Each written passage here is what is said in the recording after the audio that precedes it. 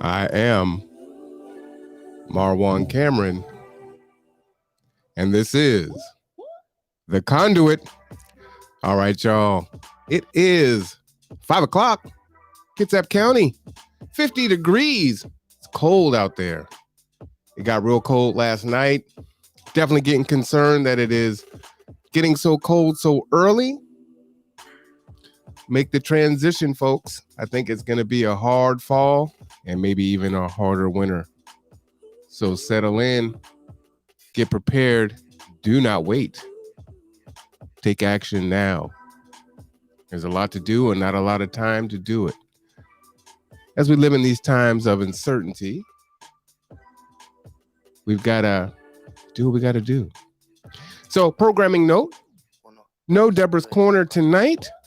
She is otherwise engaged. As you know, she is a tremendously busy woman, so she's out there doing the work. Hopefully, Deborah's Corner will return next Tuesday.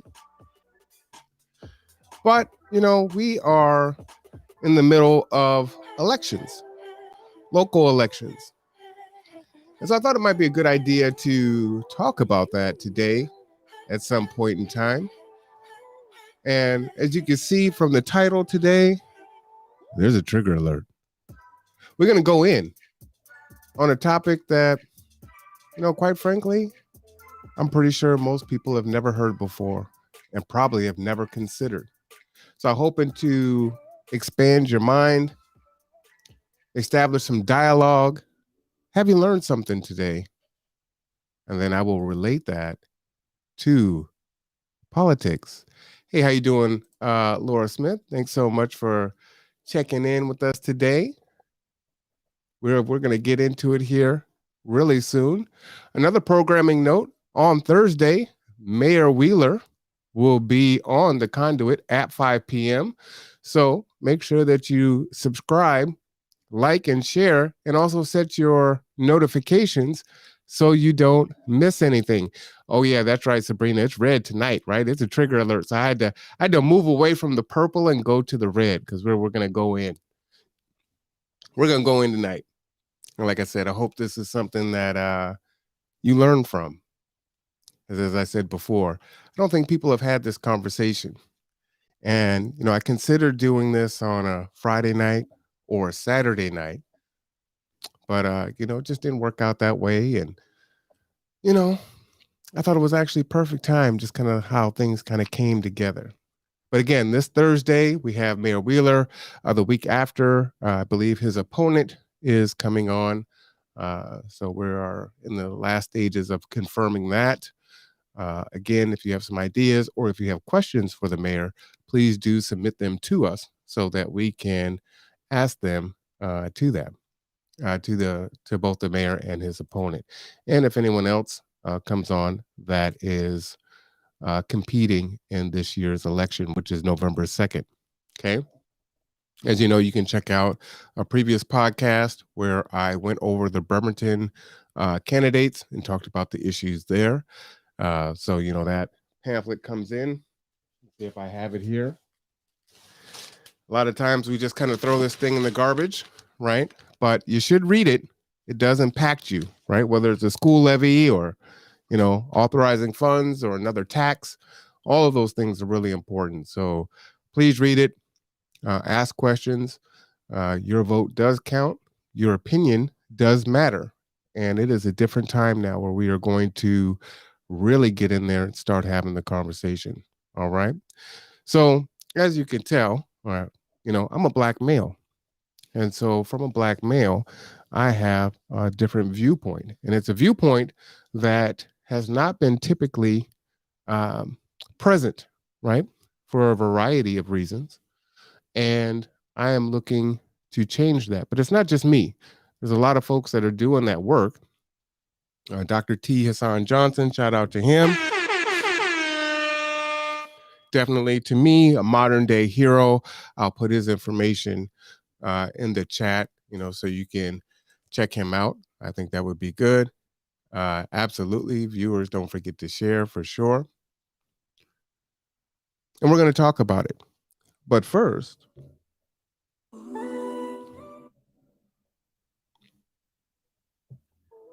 I am here to tell you, brothers, we are not criminals by birth, perennial rapists, incapable intellects, man-children, sperm donors, child support wellsprings, success objects, walking phalluses, ATM machines, lottery tickets, unintelligent henchmen, valueless assassins, pro bono mercenaries, unpaid bodyguards, interchangeable stepfathers, child discipline proxies, unpaid repairmen, workhorses, emotional tampons, or any other socially accepted dehumanizing stereotype. We are thinkers, inventors, innovators, leaders, fathers, and men. Embrace your humanity, know your worth, and extend your time, attention, and resources only to those who genuinely respect you. And remember, your worth is not defined by meeting other people's narcissistic and selfish and unrealistic needs. You define your worth. Peace. Facts. That is Dr. T. Hasan Johnson. Again, it's a new day, folks, and we are going to advocate for Black men and understand that when you think of it politically, the Black male agenda, as I will share with you later, and as I have a few months ago, isn't just about Black Lives Matter, police brutality, right? We care about the stocks, employment, housing. We have a full range of interest, and oftentimes we are kind of lumped into having a myopic viewpoint politically, and it's just not true. And so my hope today is to expand your knowledge base on that and discuss some things that aren't discussed in the mainstream media. But I did want to get into the sexual content. So, do need to put up a disclaimer here, right? Freedom of Information Act, because I am going to be sharing Dr. T. Hasan Johnson's uh, YouTube, and we're going to have a discussion based on that. So, again, please go over and subscribe, like, and share. Check out his channel. A lot of really good things over there. If you have, Black boys or Black teenagers, this is a good place for them to go.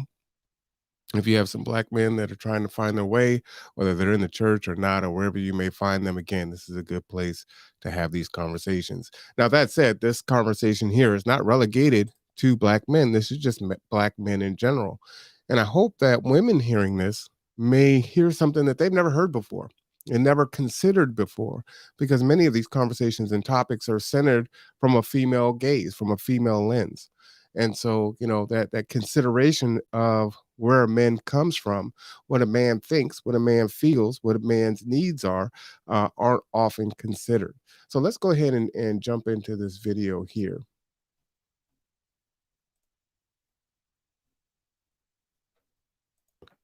Sex is not a favor women do for men, right?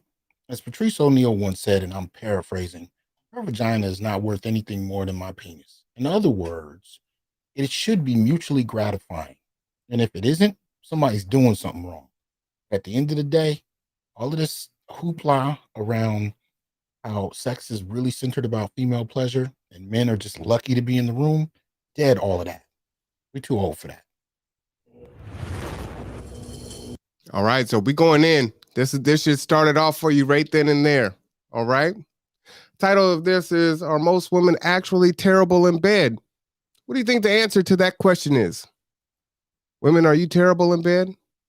Men, do you think that women are actually terrible in bed? Man, you might be wondering, how does this even relate to a political conversation? But we'll get there. But we got to have this conversation first.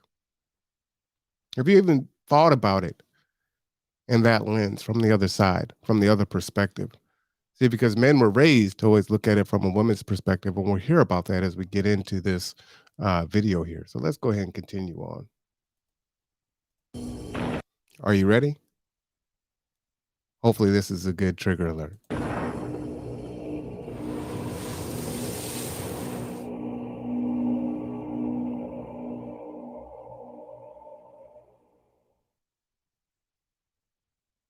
Y'all know what it is. Onyx Report, right? Where we as Black male justice advocates uplift men and boys using critical analysis. Here with Black Masculinist News for the day. This is related to, it appears to be a tweet ran across my Facebook page, a guy who calls himself Fella in Versace. And one of the things he says to start it off, Before we get into what he says, I was so struck by this particular video. So I listened to Dr. T. Hasan Johnson and other scholars that are in his sphere, and there's more than 10,000 that are part of Black male studies and the Black male political agenda, which is awesome. And I'm in a lot of different circles, right? I'm not really in the barbershop circle anymore because well, I don't have any hair and I just cut it off, so I'm not in those circles. But I've been in those circles, right? I'm in circles with men from different walks of life, and this conversation here is a conversation that I've never had with another man, right? And I can feel and identify with a lot that was being said in this particular video in this article, and we've never had this conversation. And I think a lot of it is we haven't really allowed ourselves to have this conversation with each other, let alone to have it with the person that we're with. is that most women are actually terrible in bed. He said, and the biggest problem is they don't even know it. Most women seem to confuse a man coming with him orgasming. He continues to say, let me open this up here. If we're being honest. Wait a minute. Did you even know that there was a difference? First off, women can climax, they can have an orgasm, right? There's a difference for women, but have we ever known that a men could either come or have an orgasm? Did you know that, women? Men, did you know that? And if you didn't, why? I'd venture to say that most of us didn't know that. Interested? Many men rarely reach climax during sex. They just come. Now, see, this is important. And I've been saying this for years. There is a difference between ejaculation and climax. For men, we only talk about it for women. And that's mainly been because the sexual revolution was tied to the feminist movement. So for much of the last 60 years, discussions about sex had a lot more to do with centering women's pleasure, identifying what their needs are, be they emotional or physical, pointing out the shortcomings of men and their inability to anticipate women's needs and interests, but very little discussion about men. As a matter of fact, well, I'll share that with you in a moment. The kind of things I've heard said are really akin to this idea that as long as men can put their penis into something, they should be happy. But women need all kinds of fantastical support systems and practices and narratives to be able to be centered and taken seriously. And this kind of one-sided approach to sex really promotes all kinds of problems. But I've had a lot of experiences with that, right? Like you should just be happy to get it. It just really doesn't matter, right? Just as long as the person is there, it's good enough. Women, have you felt that way? Has that been your attitude where you socialized to, not really look out for the man's interest in that regard and just look out for your own? I continue with fellow in Versace. He goes into great lengths describing an experience he had. I'm not going to read all of it, but I'm going to share with you the tone so you get a sense of where he's going. He says, fellas, you know what I'm talking about. When you're hitting it, missionary position, you can't seem to come. He talks about switching into different positions, still not doing it. And from there, he actually talks about, playing the kind of mental porno we all have, past experiences, photos, things of that nature, whatever gets you to climax. And then at the end of the story, when he finally does sort of ejaculate, he quickly takes off the condom, hides it, and then verbally says, oh my God, this was great, blah, blah, blah. She seems quite pleased with herself. And he has to figure out a way to get out of the situation. They were going to plan to spend the day together. Hold on, pause right there. Now, I've had this experience a lot. And in that experience, right, women that I've been with have been tremendously sensitive about, you know, was I happy? Was I pleased? Did it feel good to me? And if you say anything aside from, oh, it was awesome, it was great, it can result in devastating consequences. An argument, sadness, tears, uh I mean, it could just ruin everything. And so, as a young man, I have quickly learned that you just, it is what it is, right? And that's unfortunate. And had I've been around men like this, or we have been in a space where we can have these conversations and say, all right, we should have a conversation. We should talk about these things.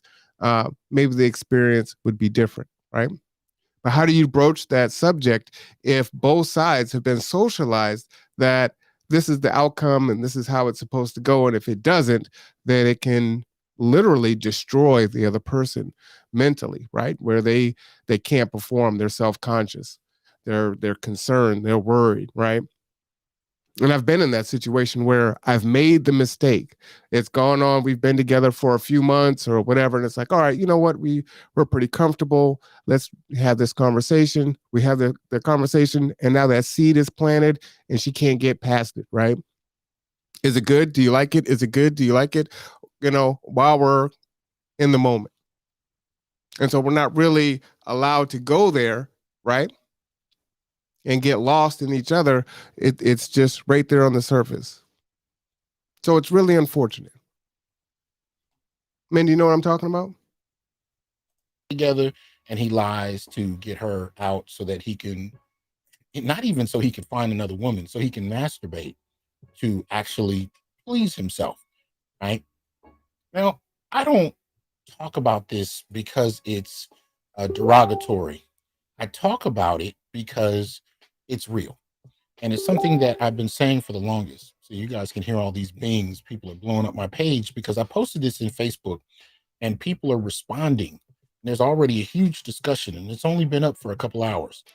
This is why it's so important for men to have a space to have a conversation without people singing, right? Without the shame, without the insults, without the need to be right, and without the guilt, right? We need to have a full expression of emotion. And we have to have a space to have these conversations and talk about it. I applied for the really large grant here in the county today, the 1/10 of 1%.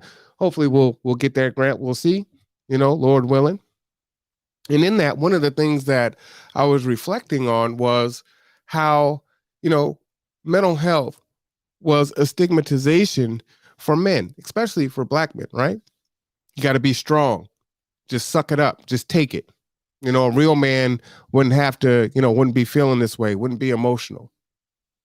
And we know that that's not true. And we see the results of men that don't get mental health counseling, that aren't mentally healthy, and how that can go so bad from our boys to our adults, right? Suicide rates, mass shootings, domestic violence, sexual assault, in so many different ways it can manifest. And so we need these spaces to have these conversations, to talk together, to learn, to not have to hide how we feel, to hide our experiences, to not feel like we're crazy somehow. It's like, does anyone else feel that way when they have this experience with the person that they're having sex with? Man, powerful. What I said when I posted this is as follows. I apologize for the crassness and rudeness of the post, but that aside, damn, it's an interesting statement. I've been saying this for years. Even for men, there's a difference between ejaculating and orgasming. Most don't think men are even aware of the difference, especially many men themselves. I suspect we've been told for so long what must feel good for us sexually that we accept it.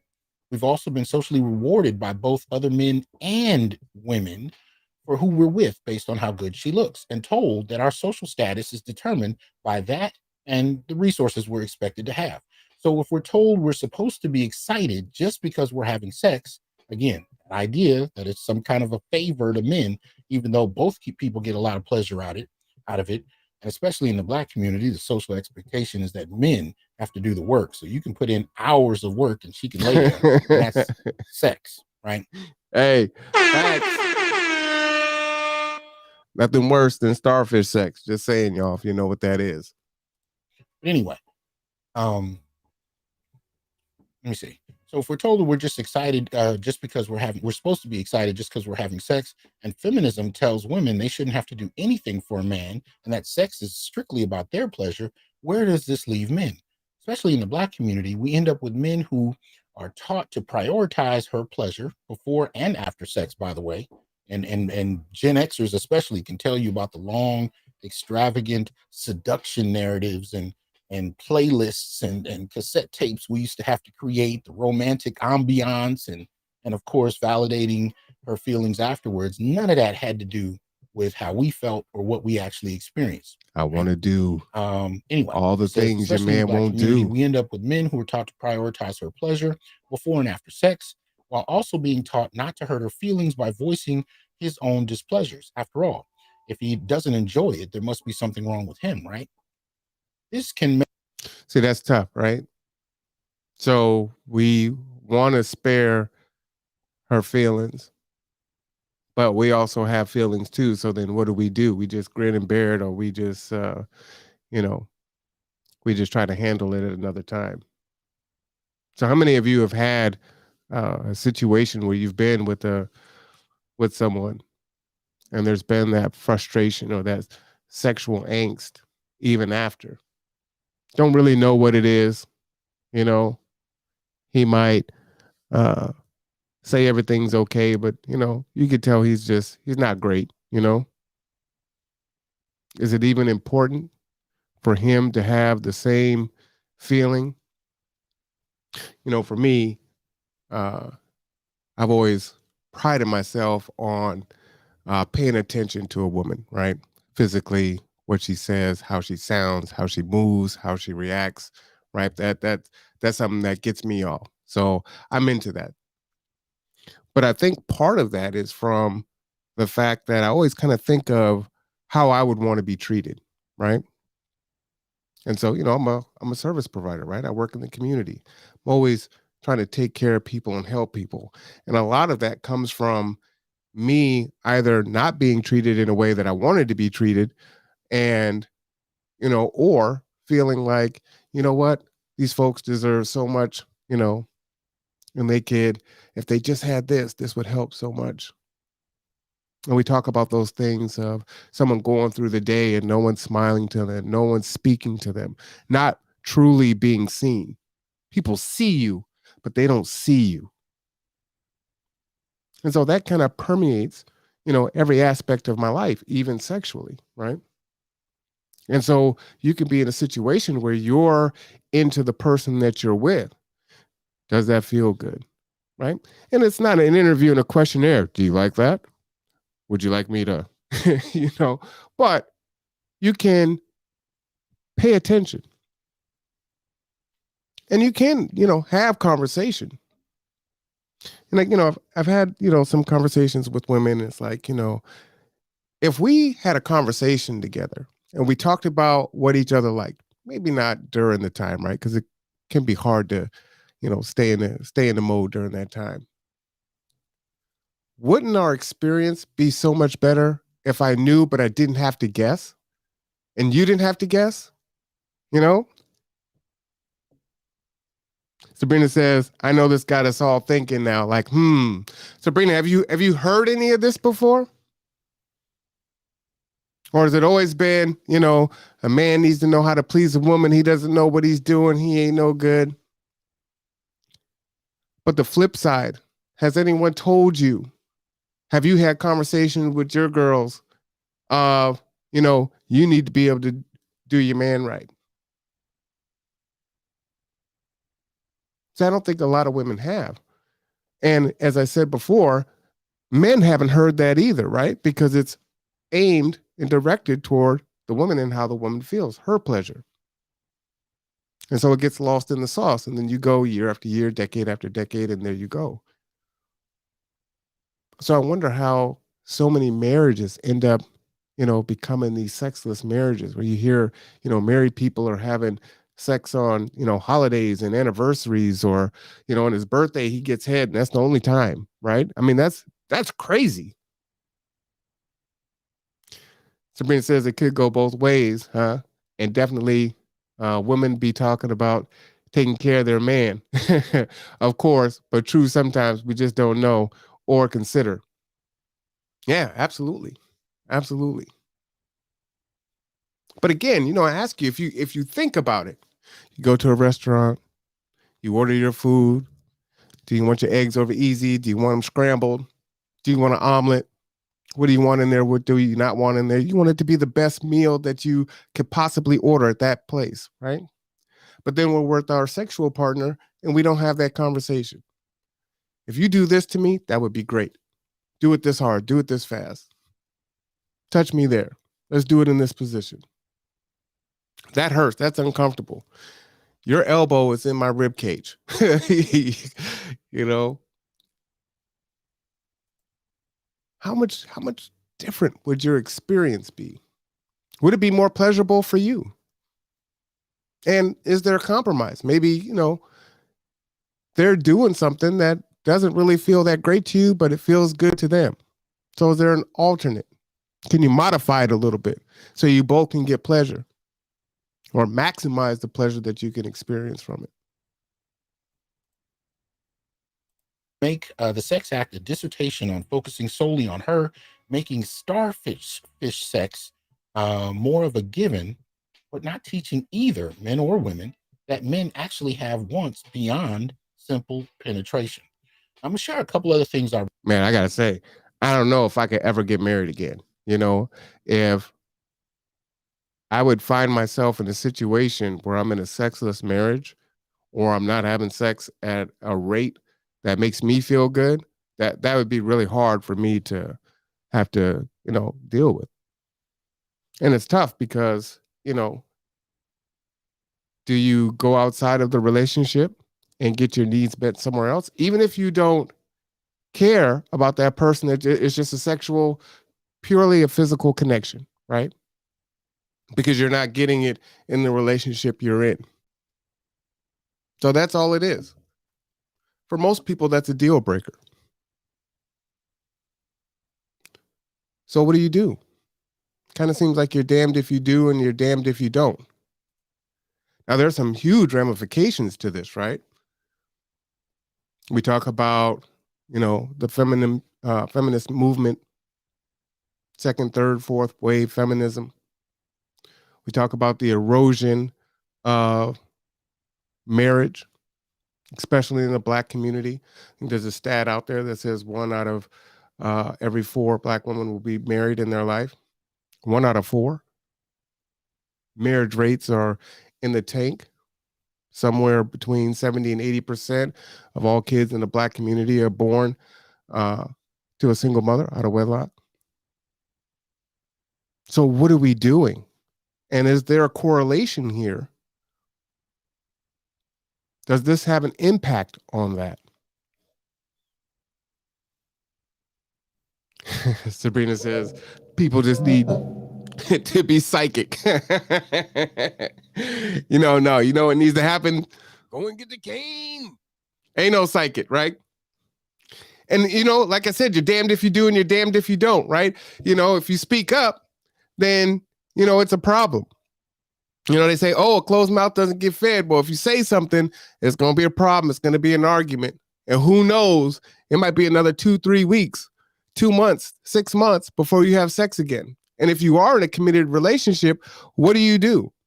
You just grin and bear it, right? You just close your mouth and take what you can get, and that's it. That's hard. Not the cane. Oh yeah, definitely the cane. Go and get the cane. Sabrina says, I think if you're married and you're feeling right, I think you want your man to feel right too. I would think how to be so selfish. Yeah. Yeah. Man, I think this is a hard conversation. It's a hard conversation. It's a conversation that we need to have. If we're going to work on our relationship. And all numbers. We're not just talking about black couples or black families now, but across the board, marriage rates are falling. And when you look at the reasons for divorce, finances, sex, are right up there at the top, right? So finances might be a hard one to deal with, especially if you have a medical situation or you lose a job or whatever the case may be. Two poor folks just trying to, just to survive. But something can be done about this. And if you're in a committed relationship and you love this person and you say, yeah, I love this person, don't you want that person to be happy? Or should that person just kind of suffer in silence and just deal with it because, that's what you want or that's not what you want? And so when was that okay that a man has to be the one to take on that burden? Especially when we start looking at it through the lens of equality or equity.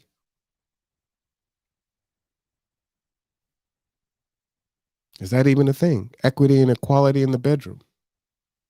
That's kind of crazy, huh? What does that look like? What does that look like? Wrote, because I may not remember to do so verbally.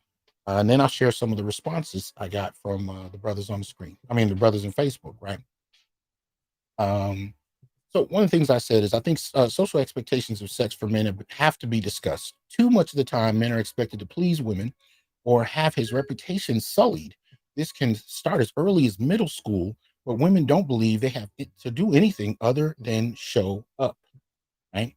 And because of this kind of dynamic, men will also tolerate no sex relationships, even to some degree, even if he doesn't want it, but he'll be punished for not liking it. Even that comes out of this one-way dynamic where we expect women to have their needs met in every capacity, but men have to either conform or be socially punished, right? Um, and one brother right in, he said, I really thought this was not a thing. He said, I've had this happen several times and men never discuss it. So I thought my experiences were rare. He's talking about the initial post, of course. And I had to let him know, no, this is the thing. And this is why I posted it. I didn't post it to be derogatory to women. I posted it because this is an experience many men have had. And even I've had these discussions with men for years, but it's never really been public. And I don't think men. All right, I'm being asked to open up the phone line. So if you want to come in or call into the show, let me know and I will send you the link to come on to the show. I'm going to rewind there just for a minute. Posted it. I didn't post it to be derogatory to women. I posted it because this is an experience many men have had. And even I've had these discussions with men for years, but it's never really been public. And I don't think men know how to talk about it publicly. And I think most are afraid of losing out on sex if they do. But it needs to be brought out. We're 60 years behind the times in this regard. So it's time to talk about it. Let's see here. A couple other things. Now he's saying 60 years, 60, right? That's a long time that we haven't had that conversation from a male point of view. And so with a lot of things, right, the intention is good, right? We're looking for equality, we're looking for equity. So we have these conversations and the pendulum shifts. The problem is oftentimes the pendulum shifts so far in the other direction, then you've created an inequality on the other side, right? Someone was saying earlier today, I was listening, and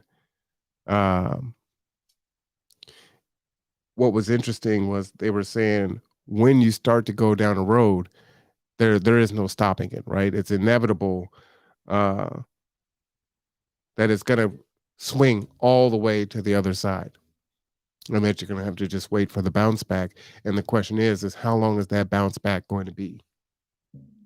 That's kind of unfortunate, you know.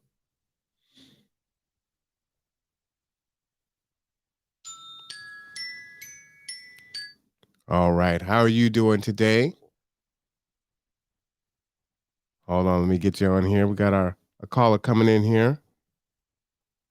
See if I can't get you connected. All right, go ahead and speak.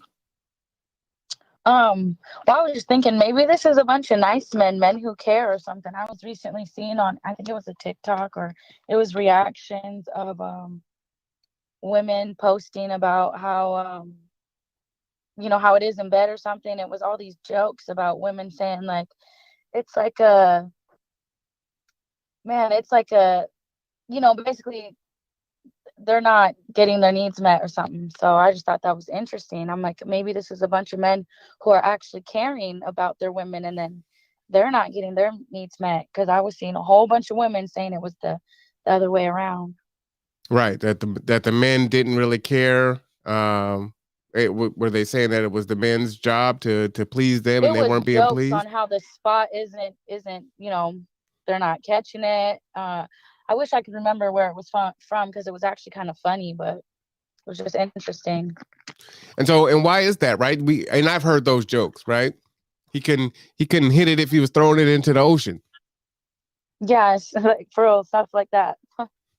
So why is that? Do you think these women had conversations with their men and said, hey, you know what? I need you to do it this way or that way. I like this. This would feel Well, better. clearly, yeah, those conversations aren't being had. And so typically, what do you think is the ending result of a relationship? Does that cause the woman to cheat? Because we know that the cheating numbers, percentages are pretty much equal between men and women. That's just why, yeah, maybe relationships don't last. That's sad. Yeah. So what can we do about it? Get them communication skills right. But it's hard, especially if you have women that are on Twitter and on Facebook and all these other platforms, just tearing men down, and they don't look at it as if they have any accountability in it, right? There's two people in this scenario, but for them, it's like, hey, you need to be able to please me, and if you can't, then you're a 3 minute man or all the different things that they say. You know what Yeah, I'm saying? be interesting to see it the other way around. Right. So how do we start making that happen? Well, keep on with the show and let's think of that. Say keep All on right, keeping I'll on. talk to you later. All right, I appreciate you. All right, so that was a caller calling in. Appreciate that. Anyone else wants to call in, just let us know. Let's go ahead and get back to the show there. I had at least one more response I wanted to share with you guys before we continue to move forward. Because there's some other things you guys probably need to see as far as this. All right. So I had one brother, Christopher, write in. It's not even about the finish. A lot of women are just boring at sex, don't know how to ride, don't know how to do a few other things. And so I responded. I said, but the point is also about how you are expected to be good at pleasing her, even for the very first time, meaning you have to anticipate what she as an individual actually likes and master it, usually by the first, maybe second or third time. And of course, if you don't, the problem is yours. But she can lay there and it's acceptable. Right, and that's what Sabrina had said earlier in a comment where she was saying people need to be psychic, right? And it's like, well, that seems to be on the man side to be this psychic, to get into a sexual situation with the woman and just automatically know what to do to please her. And that's tough, right? Those are some pretty high stakes. Hey, get it. The first time is always, pretty awkward. Maybe it might be the first few times are pretty awkward. But when we keep going into the same, scenario over and over again with different partners, right? It's like the saying, right? The definition of insanity is doing the same thing over and over again, but expecting a different result. So you have a new sexual partner and it's awkward the first time and no one talks about it. And you try again next time and it is what it is and you have no idea. So, that is the problem. We're kind of expected to be psychic or to be Magic Mike. That's tough. And then the expectation isn't on the other side. But the woman is still self-conscious. And if a man shows or expresses any displeasure, then it just destroys the woman most times, right? Or as a protection, she turns around and then emasculates the man. Well, if you knew what you was doing, if you was a real man, you did, this, that, and the other, right? It's tough, kind of a no-win situation. So as the caller was saying, yeah, I think the way through is we got to learn how to talk to each other on every level, right? We're separated in everything, whether it's politics or religion or the vaccine or, sexually relationships. We can't talk to each other. These things are taboo. You don't talk about that. But it's so much more serious than having a good sex life, especially when we think about the erosion of our families. And there's so many different things and dynamics that are set to tear us apart. We can work on not letting this be a reason why. Because this is something we can do something about. You know what they say? It's not the size, it's the commotion in the ocean. It's how you use it. There's all kinds of phraseology and things that, that's said.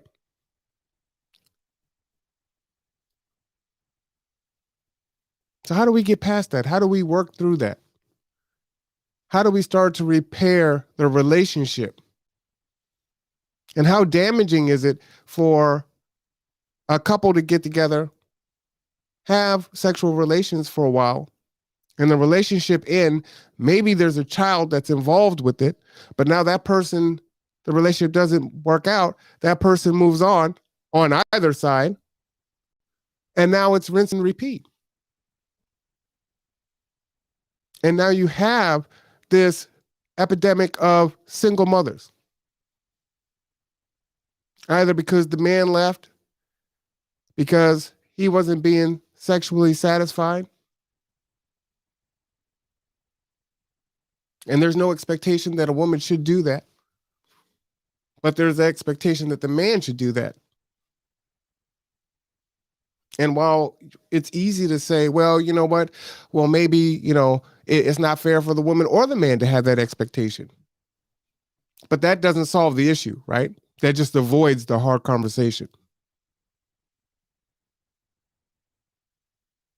So how do we get people to get together and stay together, to make good choices and not let this be the situation or the scenario that a marriage ends up in divorce because of infidelity for this particular piece that could have been avoided? All things being equal, not, the person is just a dirtbag, is just out there just doing whatever. It's hard. But I'm hoping folks are hearing how serious this is and how something small can actually really impact the larger narrative in our communities, in our relationship. There's a stat that says that 51% of Black men are single or without child. So not a whole lot of Black men out there having children. And typically, those men are having children with multiple women in a lot of cases. I have children by 2 different women.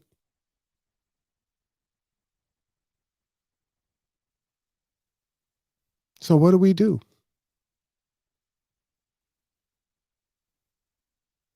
How to restore this? And more importantly for me, my vested interest in it is, I know how I felt. I was so surprised to hear that other Black men, especially educated men, feel this way, right? These aren't Pookie and Ray Rays, right? This is Dr. Hasan Johnson. So to hear that other men feel this way and didn't have a space to have the conversation and articulate this, to me, is particularly powerful. And important. And so for me, I'm pretty confident in myself. I know how to ask for what I want. And I know how to value who I am, right? And not settle and being in, in an unhappy situation. Either I'm not going to settle down or I'm just going to move on, right? Well, they say life is too short. So why am I going to be in a sexless relationship? We can have the conversation. We can talk about it. But that's why I say, well, I don't know if I can end up married again. That's a hard one for me.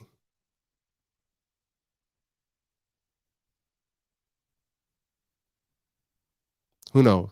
I think I might have been voted most least likely to get married if I had gone to high school, but I got married anyway. So, it is what it is. Right. So I said, even for the first time, while she can be whatever and not really have to think about it. If not, you can be talked about negatively, meaning your reputation can be destroyed. Now, historically, women have been concerned about how they've been perceived once it's clear they actually. Oh man, pause. I'll tell you, I got a lot of lady friends. A lot of lady friends. And whoo, y'all talk about men like a dog, about what they can and can't do. And even when you're with them, you might even love them and you're with that person. Boy, you talk about them like a dog. And let me tell you, I mean, it's not good for a lot of reasons. One, you really shouldn't be having these open conversations with other men about your sexual relationship. And that really goes for the ladies, right? Because when you have these conversations with other women, a lot of times what that ends up doing is if he is doing a good job, then she's kind of perking her ears up and being like, "Oh, for real? He does what? And he does what? You don't say." And now she's trying to get your man. So probably not a good idea. Just FYI. I've seen that a whole lot too. But boy, women, y'all talk about men like a dog.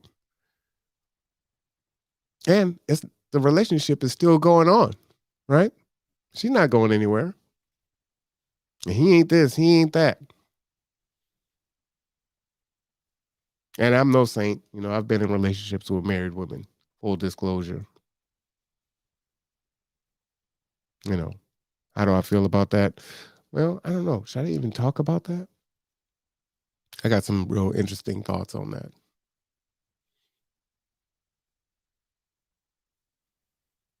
So, I mean, maybe that's an ethical thing, right?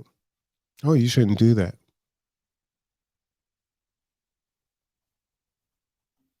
Is that on me? Or is that on her? Is that on both of us? Yeah, I've got some interesting thoughts on that. Maybe we'll talk about that later if you guys are interested in hearing my thoughts on that. Enjoy sex, right, in terms of being called sluts and whores, etc. But few discuss how men are socially bullied to please without thought about mutual gratification. His needs are irrelevant. Right? Here's another response that I thought it important to share with you. I said, the arrogance of one-way sexual pleasure is bad enough, but this dynamic also denies men from learning about what they actually really enjoy about sex or can enjoy. They learn about things via pornography, sure, but that's not the same thing. I've heard elder women tell younger women that all a man needs is a wet hole. That's an actual quote, right? Which only teaches women that men have no needs beyond penetration. But few sit down and explain to young men that sex, and we're not even talking about relationships yet, can mean more than acting out porno scenes, that they don't have to fuck like porn stars to be loved. Lastly, much of sex is talked about as a favor when. Damn. That's facts there. That's facts there. Let me play that again. That they don't have to fuck like porn stars to be loved. Lastly, much of sex. And the conversations that I have with men, right? We're trying to keep it a buck. We might not be keeping it a buck, but we're trying. We're with our boys, right? The fish we caught was this big. It was really like that. We're talking about our sexual exploits, our sexual domination, how we turned around, and this and that and the other.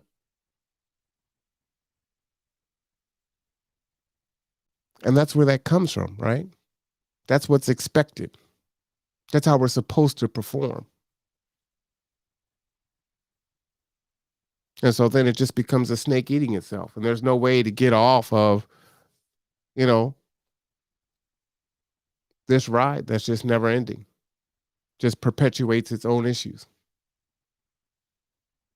And you got men and women circling, but we're never having the conversation and crossing over. And again, like I said, we have intellectually honest conversations here. So not all, not all, not all. Sex is talked about as a favor women give to men that they should be grateful for or be expected to pay for with money, gifts, trips, or even marriages framed around one-way traditionalism that benefits her with security but provides him with nothing but obligation. And even after the marriage is over, if they get divorced, he has to continue to pay to secure her life. And this really goes to the what do you bring to it? What do you bring to the table?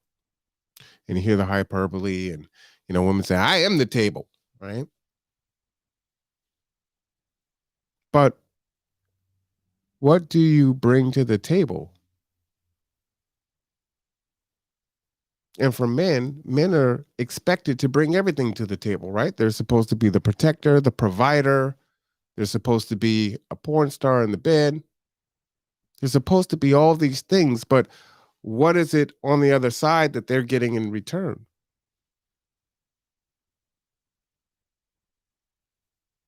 Especially as we look at the negative parts, right? The feminine toxicity, toxic feminism. So if we're not traditionalist anymore, and women don't have to cook, women don't have to clean, women don't have to physically please their man, but you bring everything to the table. What is the woman bringing to the table? Even the Bible says, equally yoked. So where is the equality in that? Because a man has to be everything. And these are the conversations that we need to have that we haven't been having. And as Dr. Hasan Johnson was talking about, this has been the one directional conversation for 60 years. Oprah Winfrey Show, Sally Jesse Raphael, for all you Gen Xers and baby boomers. This is how we were raised. This is how we were socialized. And we should just be happy. And as vulgar as it sounds, right? Men just need a wet hole. That's fine. They're good. How offensive is that? And for all you women that have sons, is that the life that you want for your son? Honestly.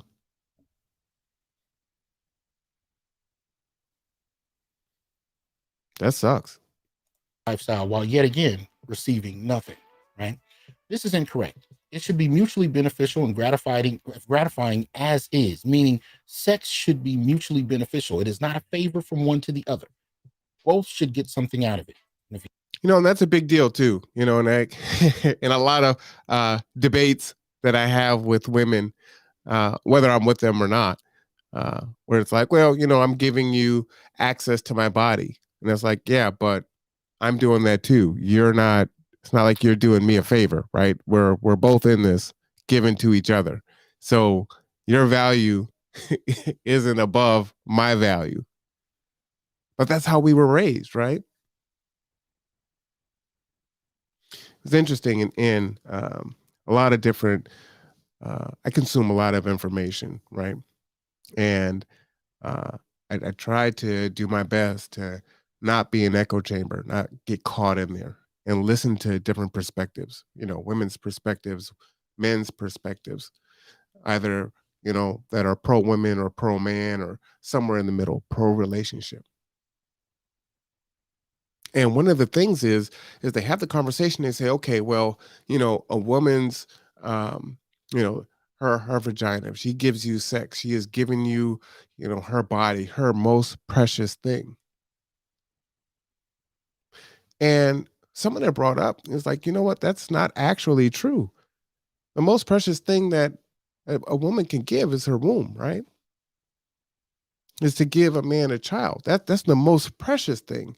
And what we have is this kind of shift where a woman will have a child with a man, which was a sacred thing. But just the act of sex has somehow been elevated above that. And that seems really backwards, right?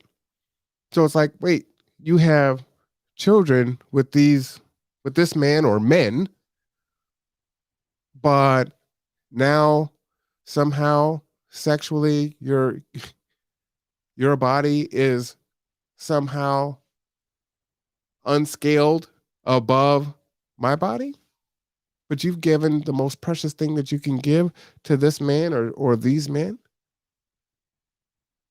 and somehow you're the table and there's nothing that you need to do and I need to be all of these things to you. I think that's bizarre thinking. It's not logical. It's very, very strange. If you're not getting something out of it, you need to change up tactics until you do. But at the end of the day, it's not, it really isn't a favor. It isn't a gift. It isn't a one-way dynamic. So anyway, those are kind of things there. Now, there are some interesting responses that came, one of which was from a colleague of mine. And he didn't want to respond publicly, but he said, man, he just wrote me out the blue. And I had about 6 or 7 of these within the first hour. People, some of whom I knew, some I haven't met before, some I haven't talked to in years, even on Facebook Messenger. And they just started writing me out the blue. He said, man, you're not lying about these women's bad bed skills. He said one woman was horrible at giving head and was even afraid to kiss. She came each time we had sex. I didn't come once. She didn't care. Another I was with for a couple of years was too religious to have sex. When we actually did, she didn't move once. Right? Again, that's what I mean when I talk about the expectation. And actually, I've been talking about this since high school. And every time I've talked to men about it, they've always understood. They've always had stories that were similar, but we never generated a dialogue about it and explained it from men's standpoint. Sexual discussions in public are always about prioritizing women's feelings, not necessarily about the truth about what men experience. And we've had to hear the negative truths from women, even in the 80s growing up, before I was even sexually active. Well, that doesn't include being, molested, but I'm saying when I actively was engaged, before I actively engaged in sex, I would hear these discussions about how men don't really make women come. They need to be more emotionally supportive and listen more, and so on and so forth. There were all of these narratives, especially promoted on daytime talk television, but none of them actually talked about what women needed to do, because the base assumption, again, was that men were happy with a wet hole. And to that end too, in the conversations that I've had with women, whether I've had, sexual relationships with them or not, is, typically, I'm getting there. I'll be 50 soon. I know Layla thinks I'm 38. So I'll ride with that. So I'll be 50 in 12 years. But, women that are my age, maybe even a little bit older, or within, let's say, 5 years or so, many of them are like, yeah, I used to be this, that, and the other when I was in my 20s, but I'm not like that anymore. I don't give head anymore. I don't do this. I don't do that. And it's like a laundry list of things that they used to do when they're in their 20s. And you're like, well, but that's what I want. You know what I'm saying? It's like, well, you're not getting that if you're going to be with me. So just understand that. And it's like, well, damn. And so from my standpoint, it's like, do I really want to lock myself down for the next 20, 25 years with someone that's saying, I used to be, what did I say? Classy in the streets and a freak in the bed. Well, I'm not a freak in the bed anymore. That was in my 20s. That's over with. So if you're going to be with me, this is what you get. So just deal with it. And I was like, okay, well, or, that, like I said, the shaming or the guilt. Well, a relationship isn't all about sex. And if that's all that you're thinking about and that's what makes a good relationship, then there's something wrong with you. And it's like, wow, so I can't have desires or wants or needs.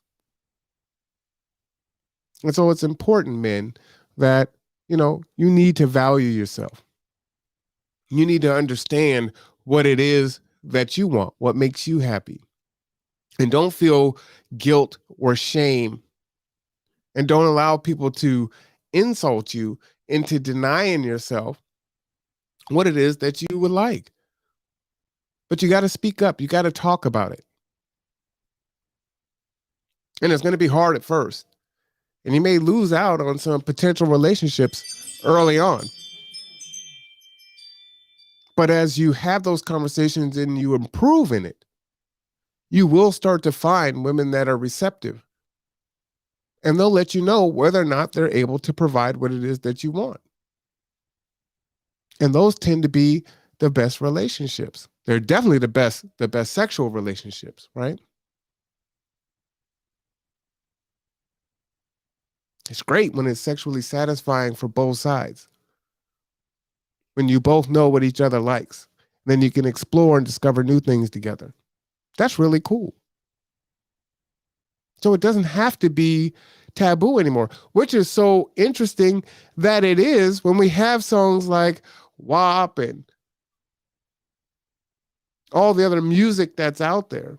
And we're so sexually free and we can do and say and dress and look however we want. But then when we actually come together, we can't have the conversation. And the impact ends up eroding or destroying our relationships and or our marriages. How strange is that? How strange is that? Right.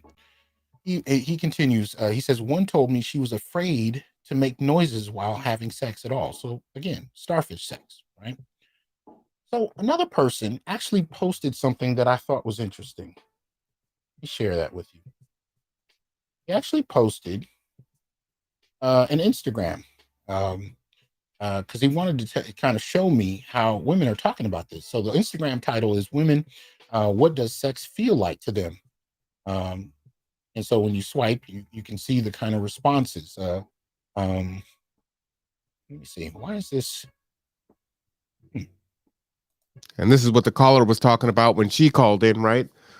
Listening to women just destroy men and talk about how bad the experience was. Oh, there we go. All right. It says, it's like prevalent. When your back is itchy and they scratch your whole back except the itchy part. See, again, we're chastising men for whether or not they meet this imaginary standard women have or can have in their own heads about what sex is supposed to be like. Very little communication, but again, no dialogue about what's expected of her. And I'm just going to read some of these at random. I'll probably not go through all of them, but they're on the screen so you could look at them later. And again, you got to be a keep psychic, saying right? It's bad and why y'all still want it. That was a response to the women. You ever been Shame. disappointed? Yeah, it's that, right? Again, going back to sex. You ever been disappointed? Yeah, it's that, right? It's kind of like when your kids help you clean and you tell them they did a good job, but you end up doing it yourself. Interesting. You know how when you do a group project, but in order to finish it, you end up doing all the work yourself? Kind of like that. See, again, this is that feminist narrative. I've been seeing this since the 80s, right? This narrative that sex, the expectation of it in and of itself is about her. And she can be snarky. She can be disrespectful. She can tell men all kinds of things about how horrible he's doing, or she can patronize him and complain about him online. But men have actually been having. What's dangerous about that is when it's the other way, right? Then men are demonized. So if you see a bunch of men making comments like that, right? Oh, they're sexist, they're misogynist. So what do we say about these women? Oh, it's just jokes, it's harmless, it doesn't mean anything. We're told we need to check or cancel our men if we articulate or have these conversations. So we don't, right? You know, one of the observations that I've had in conversations with, you know, Okoye, and shout out to her, and talking about, you know, when you sit in on these Zoom meetings and these committee meetings and these boards and you look, what do you see? Or you could say, what don't you see? Typically, you don't see many black males. Oftentimes, you hardly see males. And sometimes, yeah, there might be, a white male may be the executive director.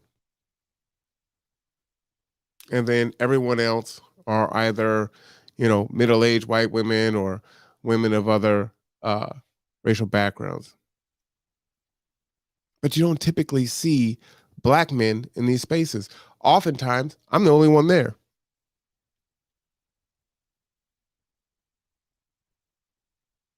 And so when we look at the movements as they were going on, you know, especially in recent times, toxic masculinity, Me Too,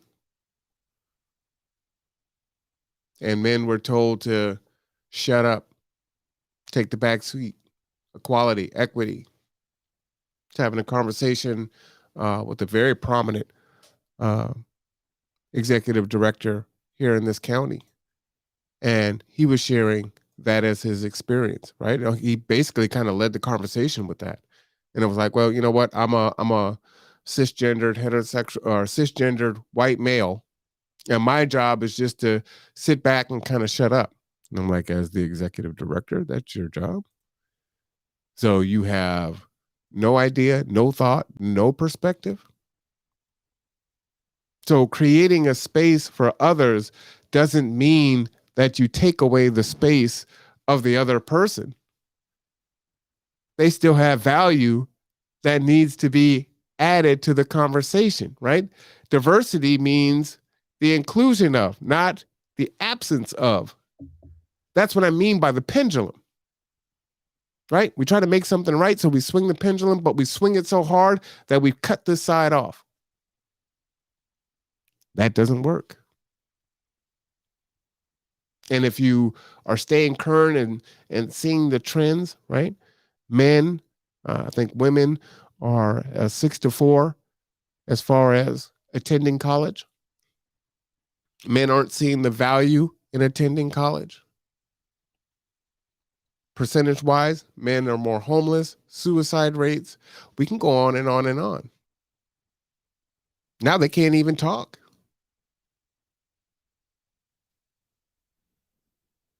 So what do? And then people do sing, right? They shame men, they insult men, they have a need to be right in all things. If we point out something, then we're given the other side about it. Well, what about women? Well, what about this? Well, what about that?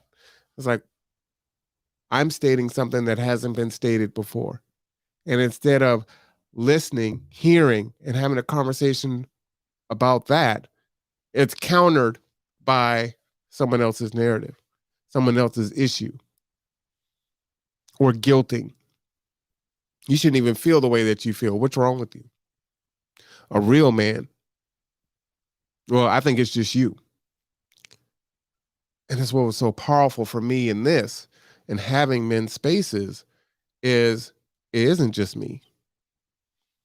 It isn't just the Pookie and Ray Rays. That this is men across the board that are thinking and feeling like this and need a space and an outlet to have these conversations. And men, in a lot of ways, are very practical and logical. So we need to have a place to have these conversations and then become solution oriented and figure out what we're going to do to rectify our situation.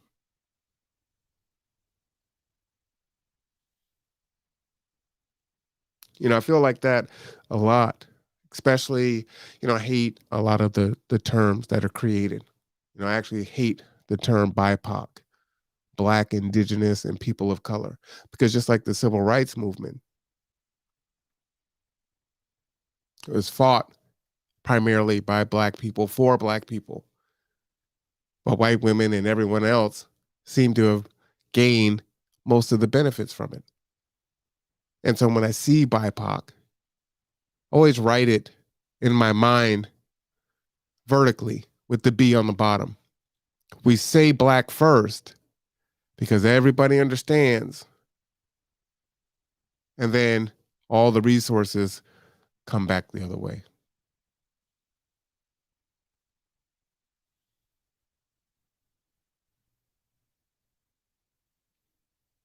So what are we going to do?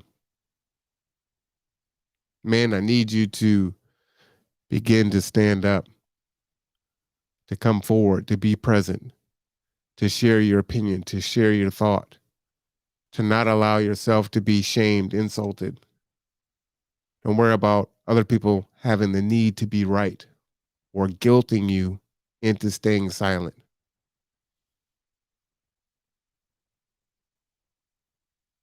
These kind of feelings for generations, and we've not known how to talk about it, nor have we articulated it publicly.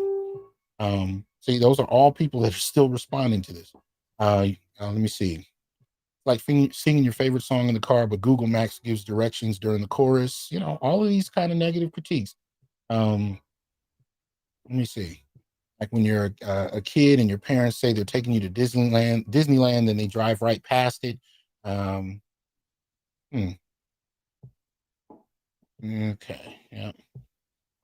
Yeah, you can see these. When you waited 45 minutes for the DVD logo to hit the corner of the screen and it hits the side, you know, when you're pointing at something and screaming right there and the person is looking everywhere but that spot, you get the idea. These are the perception. And this is par for the course. This has been going on for the longest. This is nothing new about how we discuss sex. Again, we discuss it primarily in regard to her interests. And I'm saying it's really about time that men actually start to talk about their experiences.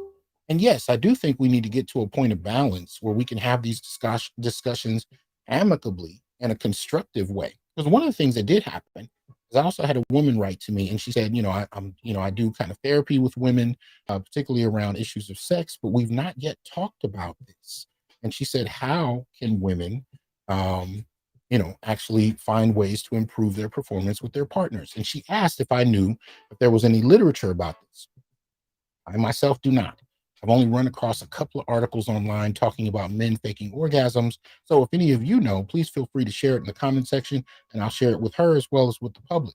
But And that's how we're going to make that change, right? Is sharing information, having the conversation. So if you come across an article, please do share it out, because I will share it with Dr. T. Hasan Johnson, so he can put it out there. But there just isn't that volume, if any, information looking at things from a man's lens. And it was a few months ago, maybe it was last year, I would say. uh, I came across an article and a few folks on YouTube that were talking about men faking orgasms and why we do it. And again, usually it's because we don't want to hurt her feelings, because that just makes the situation so much worse for us, right? Or it gets flipped on us, and it's like, well, there must be something wrong with you. So then we get emasculated for it. And so that's tough. But again, it's a new day. We have an opportunity to fix a lot of the issues that exist. And while we're looking to deal with these larger macro issues like COVID and homelessness and everything else, man, we got to fix the issues right at home. And it affects everything, right? These are transferable skills. So, how is it that you're a good communicator at work, but you're a horrible communicator or a non communicator when it comes to the bedroom? Question might be, are you really that effective as a communicator as you think you are?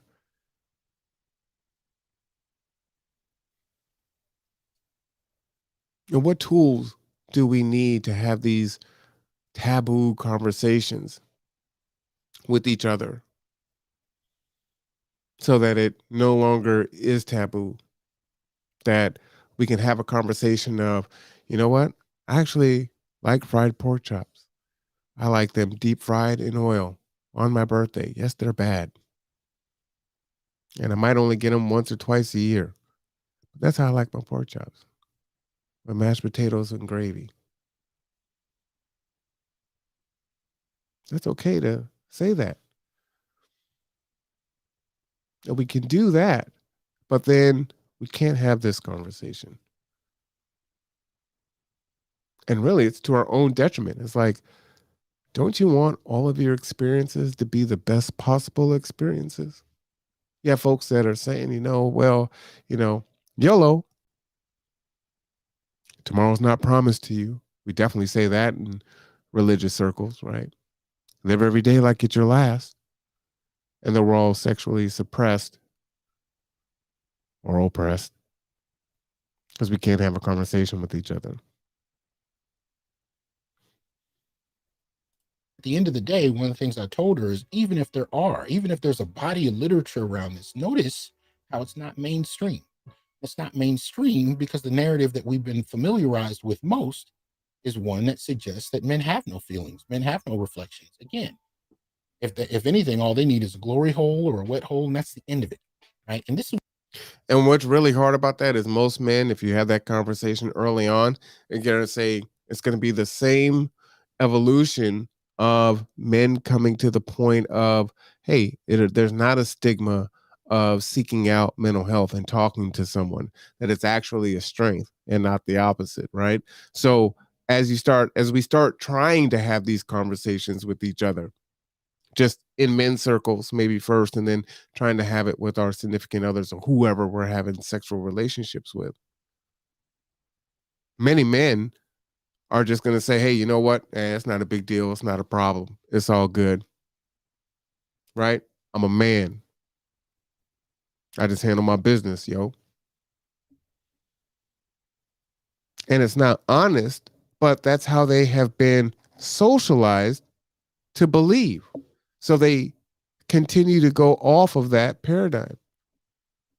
And then when we're in our circles, we reinforce it, right? Because we don't want to be the first one to say, hey, man, actually, I'm faking my orgasm, or, I'm not having the greatest time in bed. I don't know how to talk to my woman about it. Or this happens, if this goes, I tried and this is what happened. Because then we start singing to each other, right? We start shaming and insulting and guilting each other. Oh man, that's you, man. I ain't got that problem. Man, that's a you problem. I don't know what your problem is. Maybe you need to let me come over there and handle that for you. We start ribbing each other. So I can't say it to my boys. I can't say it to the woman that I'm with. I can't say it anywhere. So I just got to grin and bear it. And look at the numbers again. Look at our relationships. Look at our marriages. Look at our divorce rates. Look at the reasons for our divorce rates.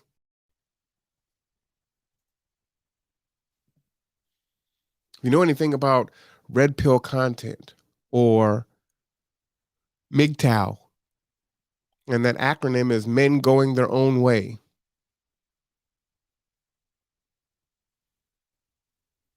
Or SYSBM, which I didn't even know what the acronym was for that. Save yourself, black man. There are circles of men that are pulling away and they're divesting from relationship because there's nothing in it for them. There's too much risk. There's little to no reward. And they've been punished over and over and over again. And the best thing that they can do is just divest themselves from the situation. And that's not good for us. We weren't built that way. We were built to be together, right? So how do we get back to that? Because we got to get back to it. There's an article where, what is that? Generation Z, they're saying that they kind of feel like they were duped with the sexual freedom. And they're seeing the damage that's done in the Gen X community. And looking at a lot of the I wish I had the article to pull up, but some of the things that they were saying were the Gen Zers were looking at, the middle-aged, mothers or women, single women, drinking their wine every night. The high percentage of women with prescription for mental health issues. And a lot of it being based and centered around sex.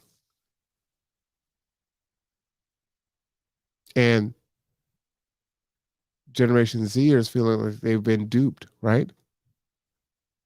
Just go ahead. You can go and have sex freely, do whatever you want. You're liberated.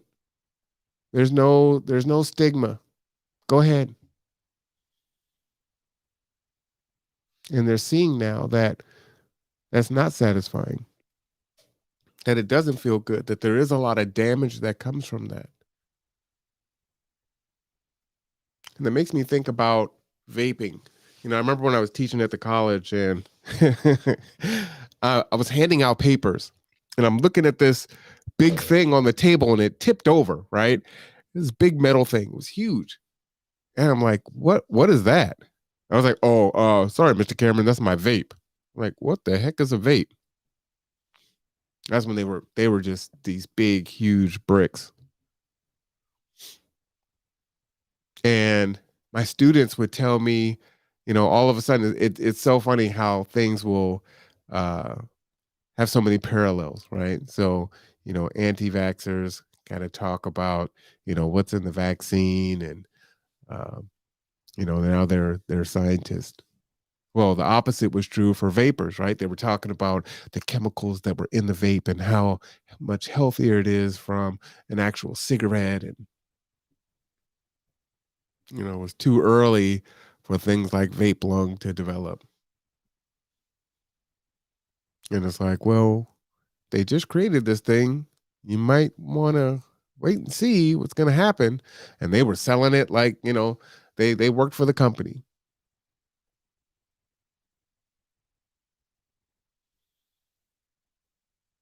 It's just interesting how those things kind of repeat themselves.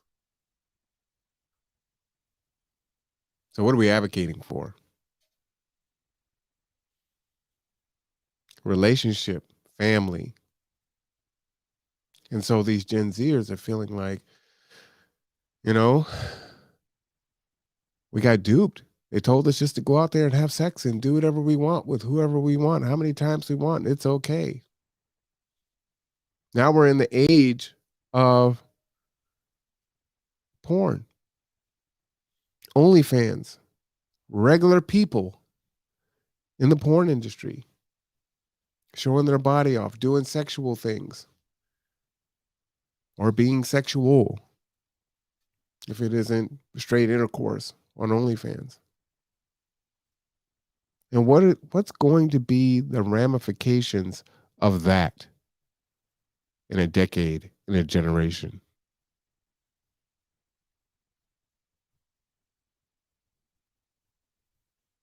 That's a scary thought. And you're actually seeing it now. It was probably, I know Rob is listening. This might be like 2 years ago, maybe 3 years ago. My ex, her daughter was going to Mountain View Middle School.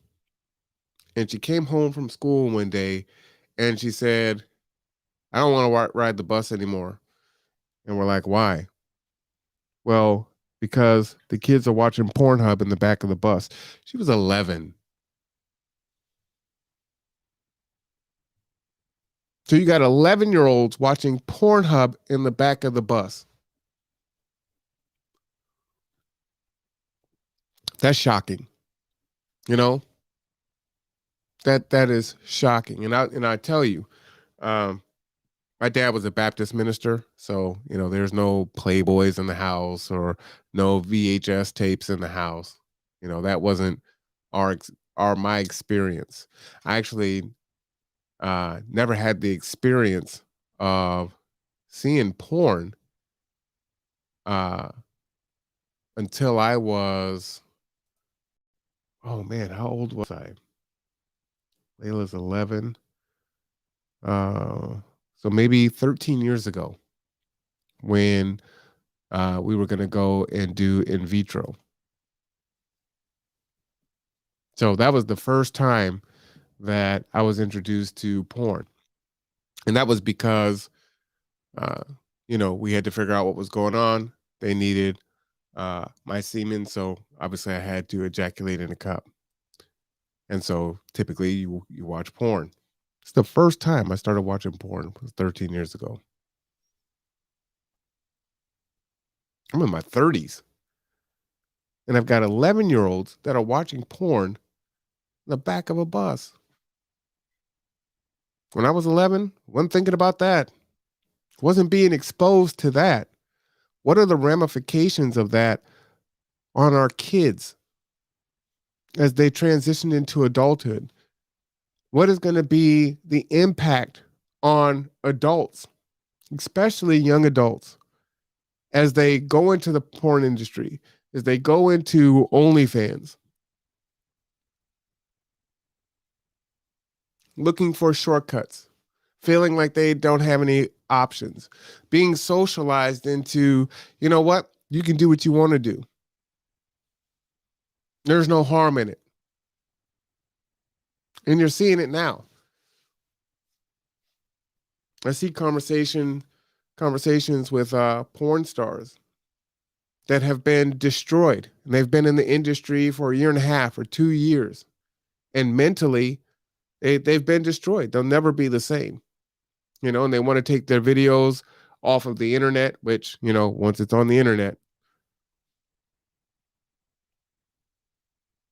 And at some point, they want to have families, or their kids are now old enough in school that other kids are coming and showing them, oh, this is your mom.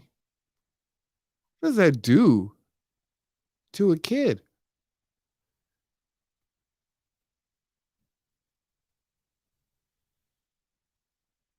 We have a mental health crisis in this country as is.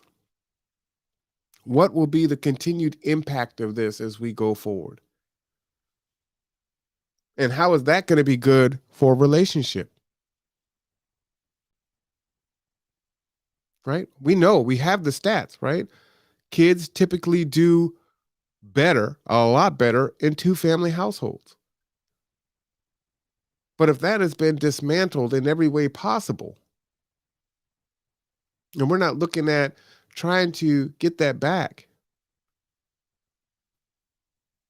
where are we going?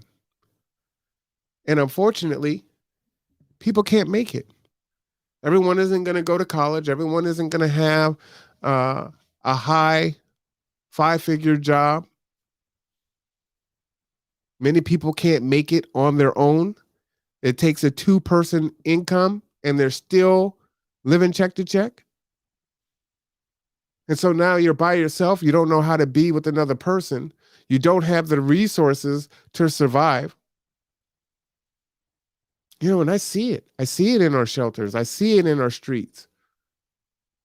And the sad thing is, it's sad for anyone to be in that scenario, but they're getting younger and younger and younger. Women in their early 40s, women in their 30s, and tragically, women in their 20s.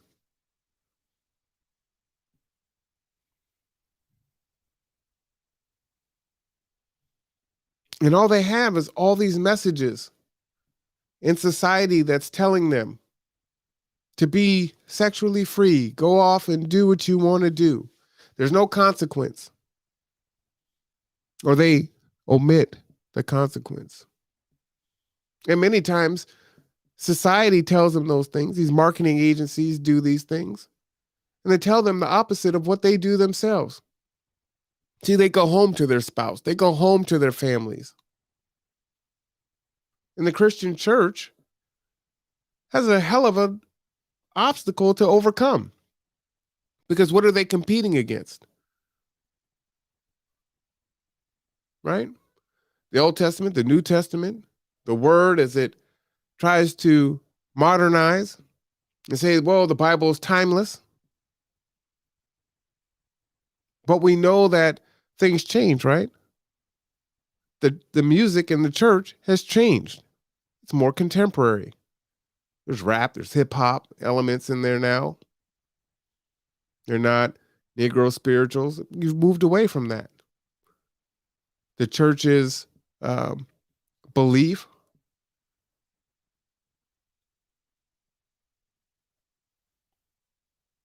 in sexual preference, right? All of these things have continued to move on. So, what is going to happen? And so, when people say winter is coming, and you look and you see those that are stuck when natural disasters happen, when the pandemic happens, thank God I have a network of people that care, love, and support me because I live alone, right? So when I got COVID, no one physically inside the house to take care of me. And because that's the case, I can't have them come in and take care of me because they might get COVID, right? Versus being in a relationship with someone who, if you get COVID, well, they're in there, they're part of your pod, so they're going to go and stay there and take care of you because they're already there. And it's most likely they're probably going to get it too, right? And you have that physical and emotional and moral support.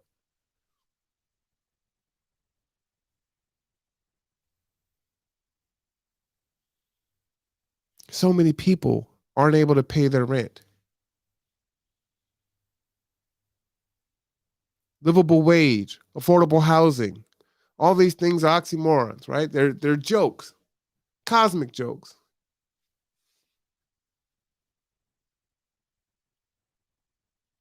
We're losing jobs to automation, technology, outsourcing, the pandemic. So what are these folks to do? So it's great now. Fast food pays $15 an hour, but your 2-bedroom costs $1,700.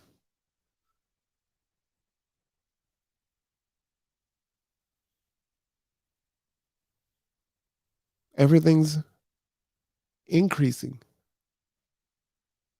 Nothing is keeping up with inflation. Cost of living is woefully below what it needs to be in terms of what you earn. We live longer, and you have no support. They're saying that by the time I hit retirement age, there may not be Social Security. And, we've got this debt crisis.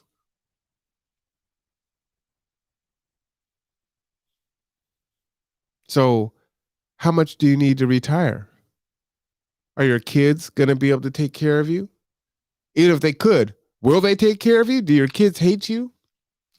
Are your kids in the cycle of poverty? Can they even take care of you? Right?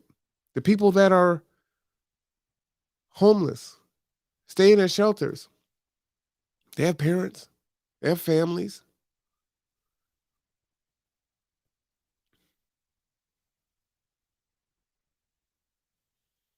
This is serious.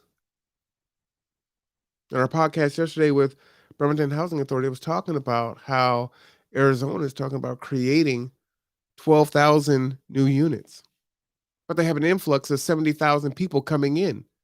So in 53 days, it's going to take to have 12,000 people come in to that area, but it's going to take the entire year to build those 12,000 units. Well, what are you going to do with the other 60,000 people? You don't have housing for them.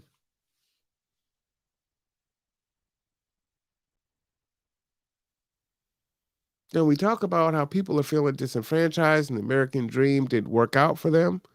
Well, all these things have something to do with that. And so the only way that folks are going to make it is together. But if they can't have relationship with each other, they ain't going to make it. People have been eating cat food, taking their pills every other day, every fourth day, going without their medication.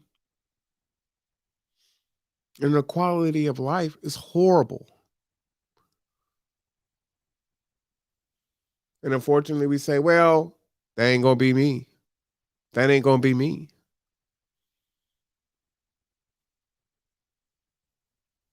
And most of us are not the exception to the rule. We are the rule.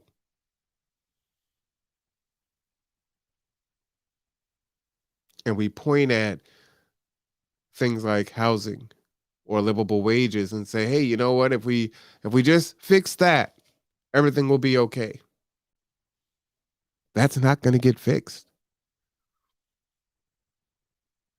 But there was a time in this country where, a married couple could make it off of one breadwinner.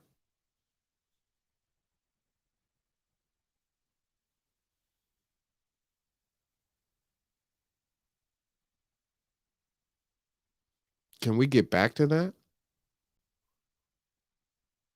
Is that even possible?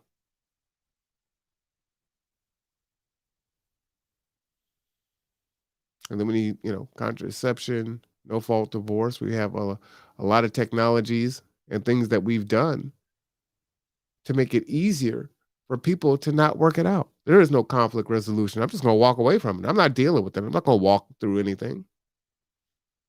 Right? Microwave society. You ain't give me what I want? I'm over here.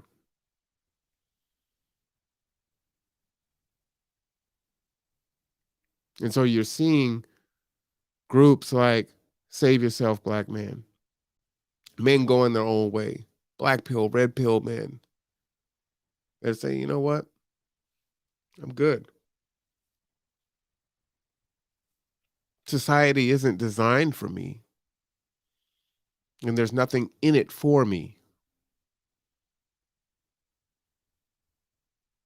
And from the other side of it, right, is really where the true power lies. So why should I get married when the percentage is so high that it's going to end up in divorce? And most likely I'm going to have to pay alimony. If there's children, I'm going to have to pay child support. Then I'm going to be a weekend parent at best.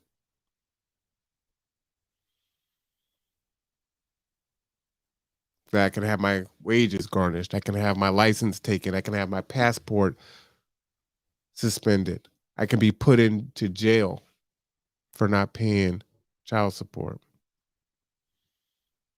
And then when I'm told is, well, get another job, or you shouldn't have made the kid, or you shouldn't have did this, you shouldn't have done that. What if he did everything right? And he tried. He was loving and dutiful and all the things that society told him he needed to be. And he's still out here stuck. See, we don't have that conversation, right?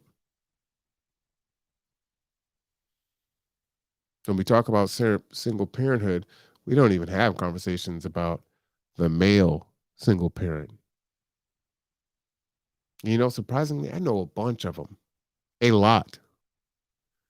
So much so that I learned a while ago that it is more common than most people think.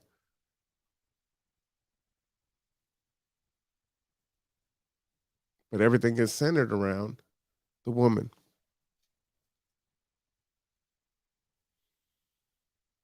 We've got to begin to fix our situation. Let's finish this up and then transition. This is one of the things I want to complicate. This is one of the things I want to disrupt. I want men to speak out, but even if they don't or don't know how, I want to give or lay out a framework, for how to go about it. And that's why I've been reading some of these things that I posted, because I want you guys to see how this dynamic plays out. You know what I mean? I want you to actually see that you're not alone in this too. And some of these cats are or doctorate, doctors who are writing some of this privately and publicly. One man wrote, "This hit way too close to the realness. Too many of us black men are always in protection mode, even protecting women from their own shortcomings, right? Not able to discuss it outwardly." Let me see. And some of it can get crass. It is what it is. Women don't seem to care, or I should say, some of these feminist discussions don't really care about how men feel reading it. But all of a sudden, when men express their opinions, especially if it's potentially hurtful, now all of a sudden men have to prioritize feelings. And yet again, that's why we're here, because we've already been doing it. And again, as I said in one of my posts, this stuff starts as early as middle school. It ain't new. It's been going on for the longest. But we did reach a new era in the 80s where how we even thought about it changed. Started in the 60s, culminated in the 80s. And what's really interesting about that is when you talk about what a woman wants, right? Typically, the type of man, it typically doesn't match what she ends up going after, especially when she's younger, right? Well, I want a provider, I want a protector, I want a friend, I want my best friend, I want my soulmate, I want someone who's going to listen to me and talk and this and that. But then when it comes down to it, they don't want the beta male simp. They don't want the doormat and the rug, right? They want the Pookie and Ray Ray. They want the air of danger. They want the bad boy. That's why it's a thing, right?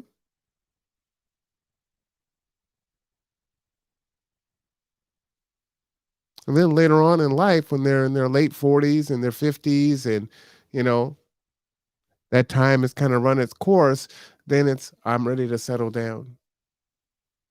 Right? That's when, some men start hearing that conversation. Well, I used to be this and that, and I used to do all these things in the bed, but now I don't do any of that anymore. So, I want you to be all these things. I want you to be the provider and the best friend and the soulmate, and I want you to listen to me, and I want you to, take care of my stepchildren, and I want you to do all these things. But, even if it was just the one thing that he wanted, you're not even going to get that. And it's like, well, damn. So why am I here?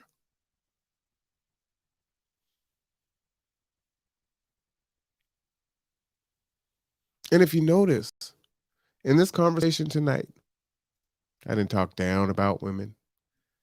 I didn't shame women. I didn't guilt women. I didn't insult women. I didn't shame women. Because the whole point is to establish a dialogue, to have a conversation, not to attack. We both were sold a bill of goods. Someone sold us the Brooklyn Bridge, and we bought it for decades. And now we're here, and it doesn't work. And we're in bad shape as a society.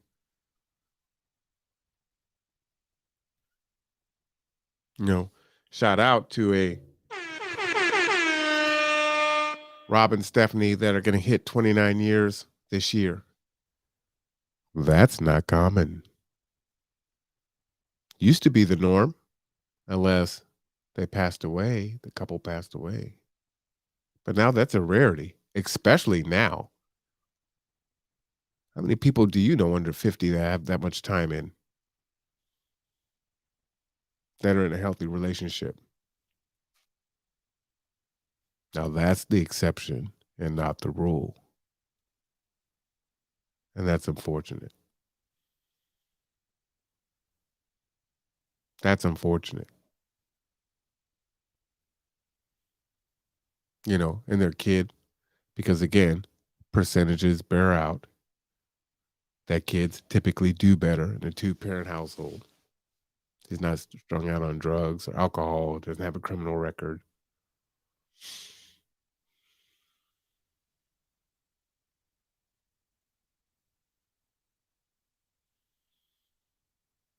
Got to have the conversation, people. And sometimes we look at so many other things. We have the gunshot and we want to put a tourniquet on it and we want to put a Band-Aid and clean the wound, but we need to take the bullet out. the bullet might actually be sex. That's kind of crazy. And that era was to call out bad sex, to call out people not being pleased, but again, only when it applied to women. Anyway, I hope you guys got something out of this. I'm really looking forward to reading your comments. And let's start the discussion. All right, y'all? Y'all have a good one. All right. So that was Dr. T. Hasan Johnson. As I said in the description, you can go to his YouTube channel. You can go to his webpage. A lot of good information there. Very serious conversation that needs to be had. And, particularly in the Black community, but in the communities at large, right? Because it's down across the board. It's down across the board. And so if we're going to begin to fix our situation, I don't even know if there's enough resources for all of us to exist in such a single-minded lifestyle where you have all these people that are living alone. I mean, it's a strain on all of our resources.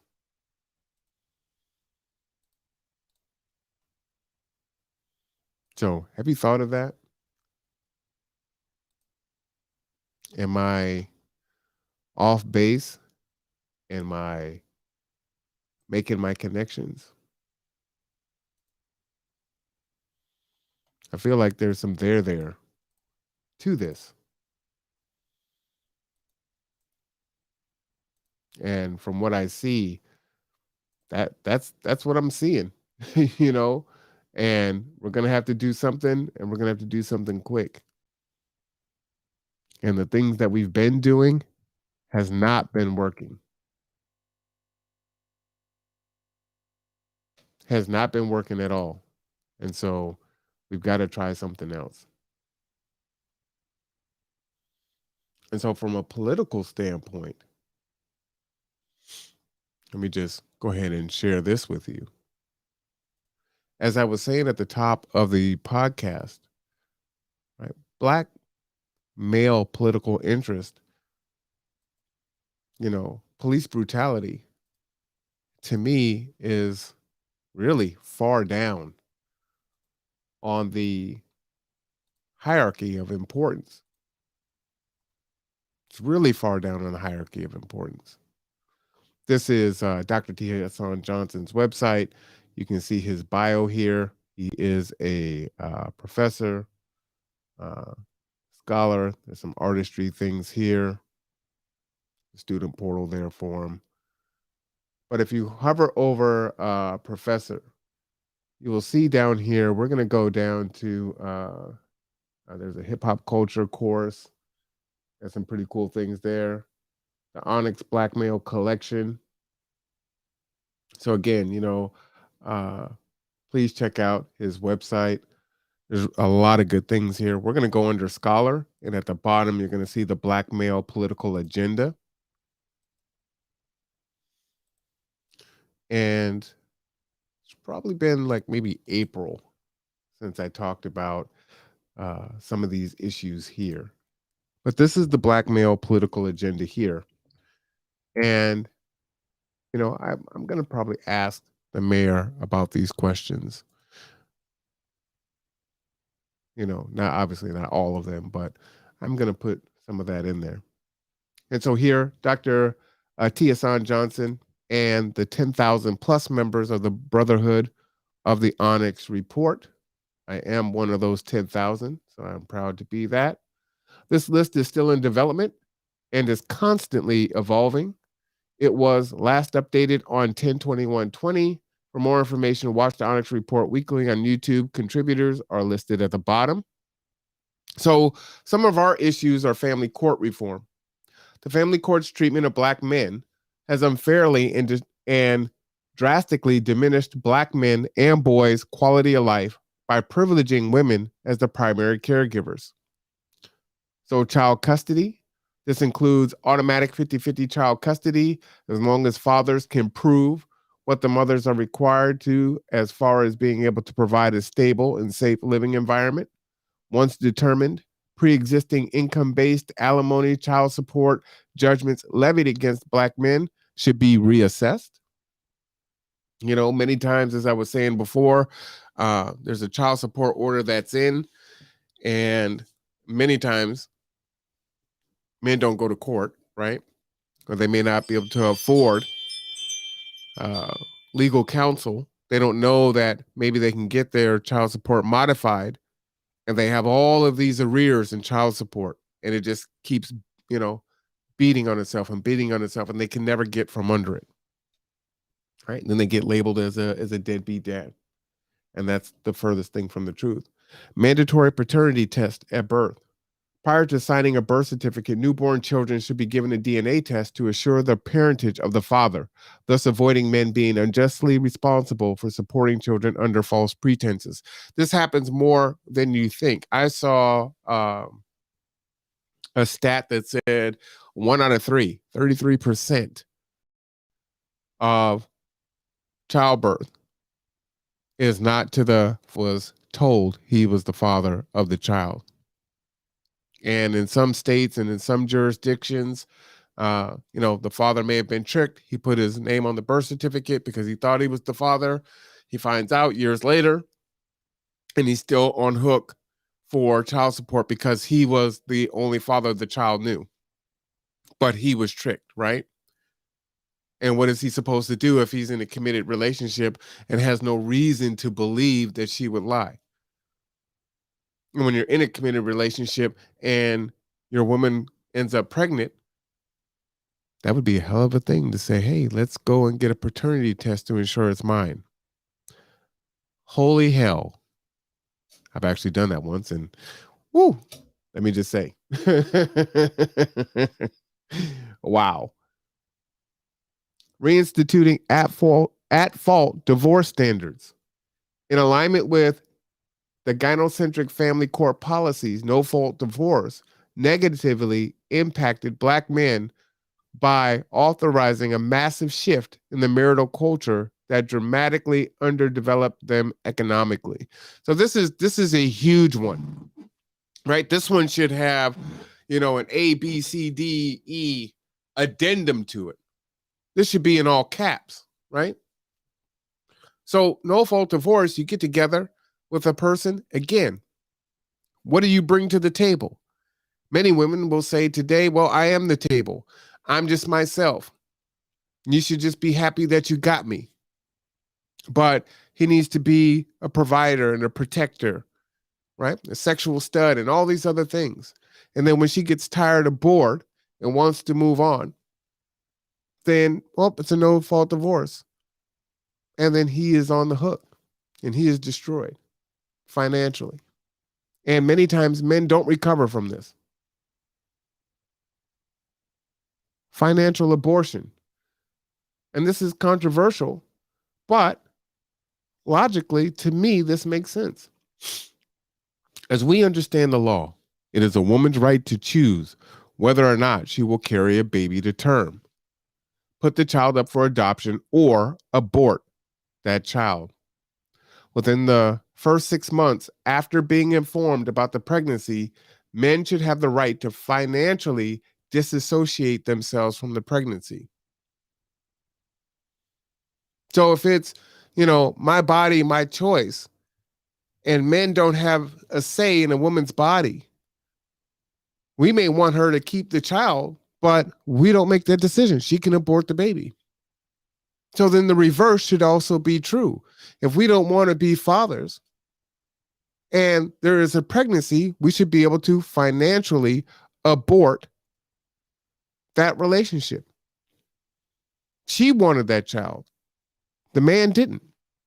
But the man is still on the hook. But he has no control over whether or not she kills the child or not. And there are some really deplorable and disgusting circles where you have the darkest parts of feminism saying, hey, if it's a boy, I'm killing it. kill all males. This is in America, not some third world country. Child support value system, instituting a system where goods, services, and time spent with the child is calculated and valued at a dollar amount, any remaining deficit to be paid in cash. You know, and I think when you're looking at that, that time is important, right? And there is value in that time. Yeah, I know they were doing studies and trying to quantify and qualify how much a housemaker, a homemaker, typically a woman, would make for working at home. And some of the stats were coming up with some really crazy numbers, right? She cleans the house, she cooks the meal, she does this, she does that. And I think sometimes they were coming up with like, 6-figure salaries. And it's like, for many of the folks that I know, getting up, they're watching their soaps, coming back, ain't nothing been done. Right. Again. F, right to lifestyle. Post-divorce, men should be entitled to the life that they had been accustomed to in marriage. Sound familiar? That's what the argument is right now for women. Thus, any judgment or consent determination must ensure that the husband can enjoy the same privileges and lifestyle enjoyed before or during the marriage, whichever costs more to maintain. So what is said currently is, oh, hey, well, you guys were married and now there's a divorce. It's a no-fault divorce. And 80% of women are the ones that initiate the divorce. So the man didn't want to be divorced. And the court says, well, she's got to be held at that level that she's accustomed to living. And it diminishes the man. And what's worse is oftentimes she goes out and gets into another relationship and has another provider. And yet now she has two men providing for her and he has lost half. Right? We're talking about equity. We're talking about equality. But all of a sudden, people can't see that, or they can't rationalize that, or they can't logic that. Right? It gets labeled into toxic masculinity, which is false. Require formal child support management records. Ensure the child support payments are earmarked specifically for approved child-related expenses only.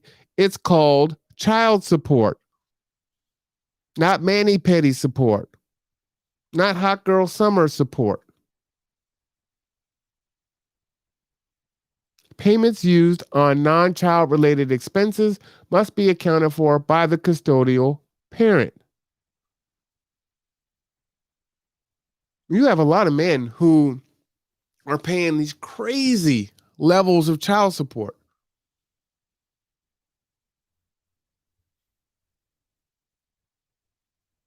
And they're staying in homes with 6 and 7 other dudes. They're sharing a bedroom, grown-ass man. And they're working 40 to 60 hours a week.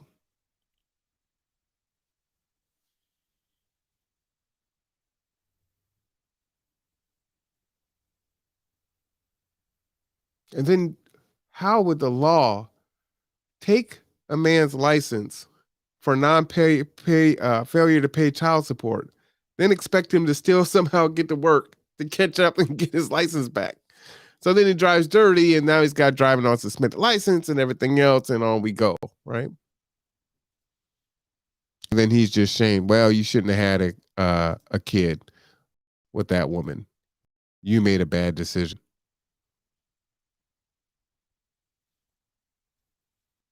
There's no accountability for the woman, but there's, the man should have knew better.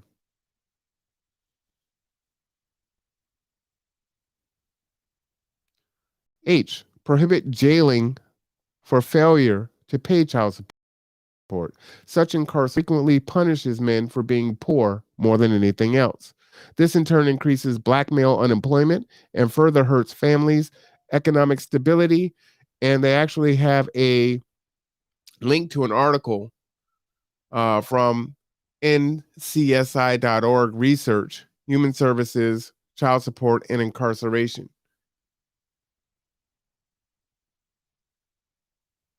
And a lot of times you have vindictive mothers that are angry, that may be jealous, and they want to punish the man. There's an attorney who has a YouTube channel. He's a divorce attorney, and he was talking about how he was representing a woman who got a divorce and continued to drag this guy in and jail him, incarcerate him for failure to pay child support. Now, she ended up getting with a millionaire, and she didn't want for anything, but she wanted to punish this guy. And so he had actually gotten into a car accident and was unable to work, and so he was behind. And it didn't matter. She would drag him into court. The judge would say, "What would you like to happen?" Put his ass in jail, and they kept putting him in jail. Now he's in jail, and of course he can't pay. He's in jail. And then by the time they figure out, oh, well, you're in jail because you couldn't pay child support, but you haven't been working because of the car accident, they let him out. But it's just the cycle. So even when he moves, it followed him. And so for 14 years, this is what happened. And there's stories like this all the time.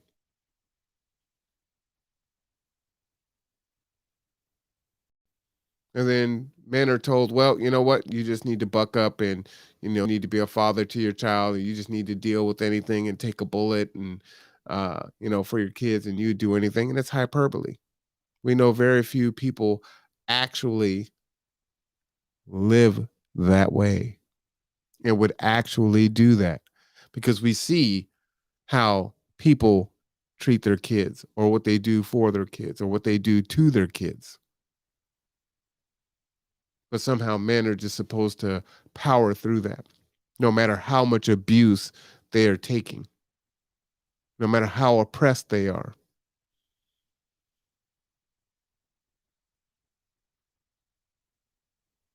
And I've seen it, right? The guy could be homeless. As I said, he's working 40, 50, 60 hours. No time for him to go to school and train. He's trying to keep up on these payments. He thought he was going to have a family, and it didn't work out. And she may have support from the state. And so she has all these resources. She doesn't have to worry about paying rent.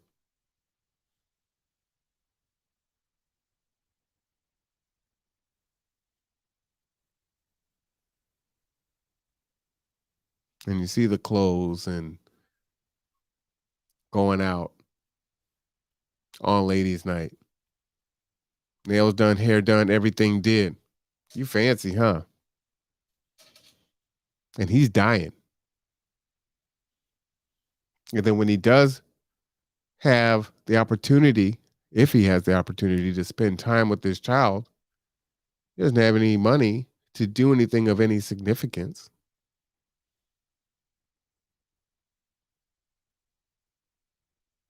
And so that builds resentment, right?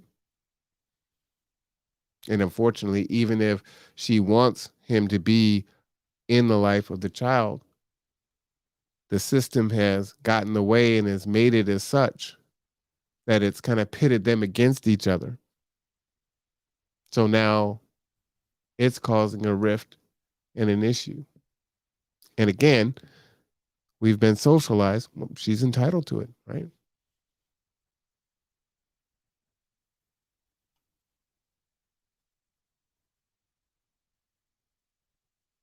Income floor for child support. There should be a set minimum income for anyone on child support. If someone is chronically under this floor in terms of income, the state government should provide opportunities for them to intern at an apprenticeship or a trade, only if they quit and refuse to work in an apprenticeship should they be incarcerated. Right? And so these are the different ideas from the black male political agenda. We haven't talked anything about Black Lives Matter. We haven't talked anything about police brutality. We're still in the first one.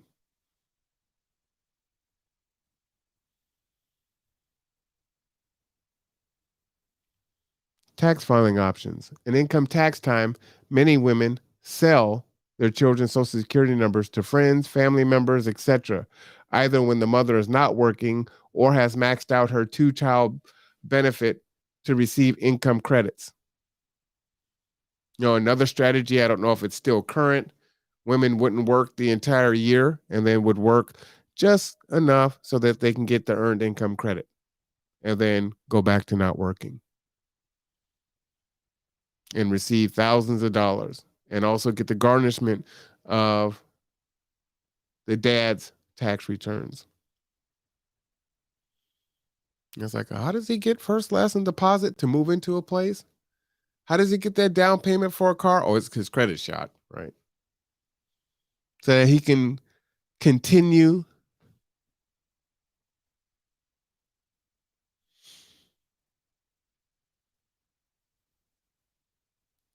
Number one, under tax filing options, whenever a third party submits tax returns claiming care of another person's child, any child support orders to the mother of the stated child should be rendered void or denial the third party's claim on the child as a dependent. This should fall under saving tax dollars. The natural question should be, why is this mother being paid for a child under the care of a third party? Number two, welfare benefits and incentives for women fuel the single mother phenomenon. So to eliminate welfare contingencies or to incentivize contingencies for fathers, stop subsidizing single mothers. Number three, any child support paid should be considered earned income due to it being taxed. Women are allowed to claim child support as an extra earned income that improves their credit and ability to finance vehicles and other products and services. Men who pay child support are not allowed to claim payments made when filing taxes, even when the amount can be to a third to even 50% of their earned income. And number four, when we advocate policy that exempts child support payments for the applicant's gross income when they apply for public housing and or housing assistance. The payment is counted as the income for the custodial parent and counted in the gross income for the non-custodial parent.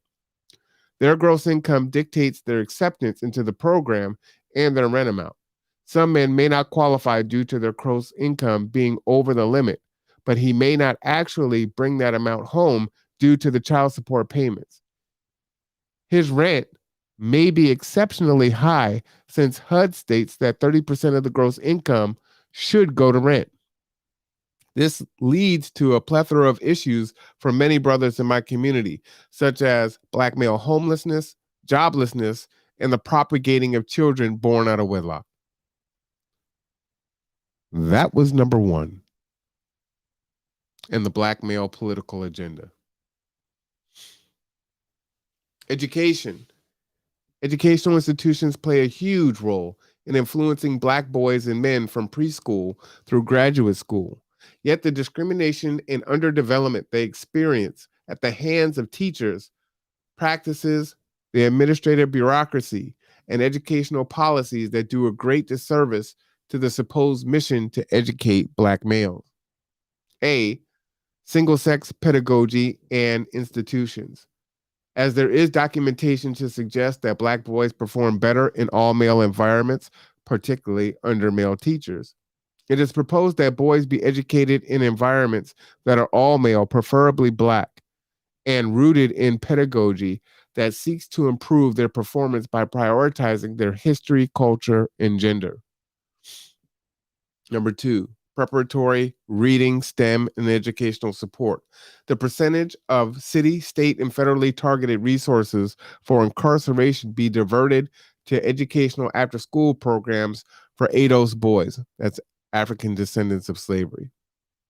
Even funds earmarked for special education can be used to draft male college level teaching assistants to create an all male educational support structure. Also, provide tax breaks in private companies that may philanthropically donate materials, tech, etc. Lastly, cable internet companies be incentivized by federal tax policy to provide high speed internet.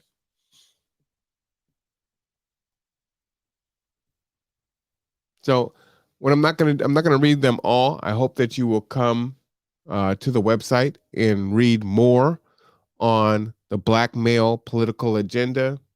I'm not going to touch on affirmative action. I will read targeted homelessness programs, especially post incarceration. Black men should be prioritized for housing as they are the most often turned away despite having housing vouchers. Consequently, as Black America constituted half of America's homeless pre-COVID and remain disproportionately homeless, the majority of the homeless across race tend to be male. This makes Black males the most acceptable group to homelessness. And yet, everything that you hear about homelessness is centered toward women and families.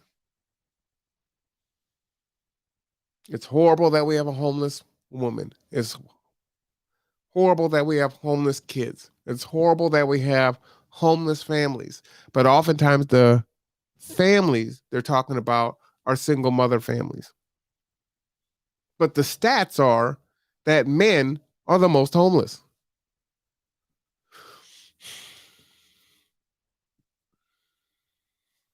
Targeted unemployment programs. As Black male experience unemployment at rates over 40 to 50% in major cities prior to COVID. They need advocacy and policy that prioritizes their employment on both racial and gendered grounds. So what happened? COVID hit, and all of a sudden you saw all of these grants for Black women, which is great. But if the unemployment is at 40 to 50% in 34 major cities, remember, when our unemployment rate, when the national unemployment rate is in the low digits, 6 or 7%, whatever, right? And that starts to raise and it becomes 9 and 10. And all of a sudden the country is like all up in arms. Oh my God, the unemployment rate's at 12. The unemployment rate is at 16%. We've got to do something, and we've got to do something now. 40 to 50%.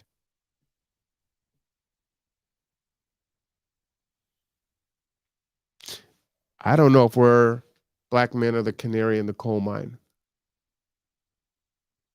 But as white men are starting not to go to school, are feeling more and more disenfranchised, as we see from everything from January 6th to anti-vaccination and on and on and on. What happens? I mean, there's a lot of talk right now of a civil war, right? If that's what needs to happen. There was a question. Young Turks is one of the shows that I listen to, and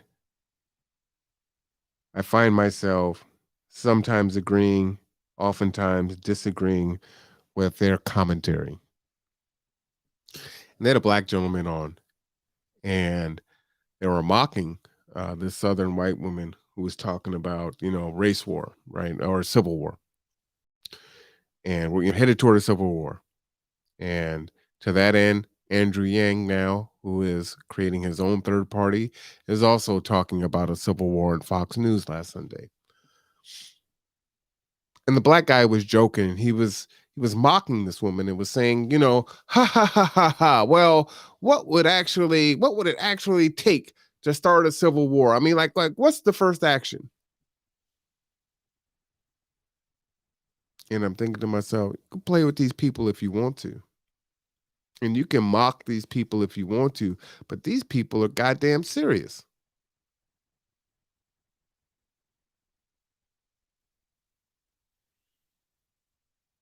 And to that end, I don't understand why Democrats are so fearful of Donald Trump. I honestly don't get it, right? You won the election. I know, not by a lot, but you won.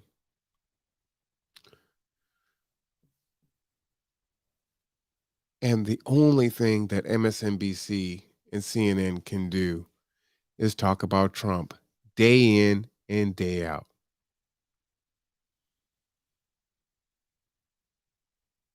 You don't hear much about what they're trying to do. You don't hear a lot of black support for the Democratic Party right now because they were duped. How much is Biden proposing to rip out of the HBCUs fund? Was it 500 million to or 500 billion down to 5 billion? Right? If you're not, you ain't black if you don't vote Democrat.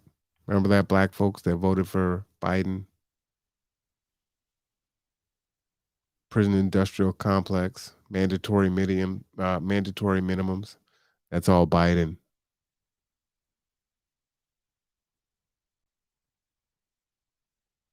And many in the community shamed us for either not voting or considering not voting for Biden or being critical. People don't have shit to say now. Haitians on the border, right? Oh, deplorable things were happening, but we never seen images as to what we saw with the Haitians and how fast they cleaned their asses up out of there.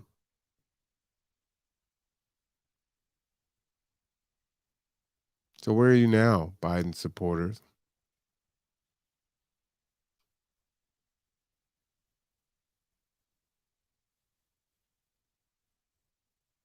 You got duped, right? Let me get into office and then come talk to me. That's what he told Ice Cube. Still hasn't come to talk to Ice Cube about his stuff. Every other group makes their demands.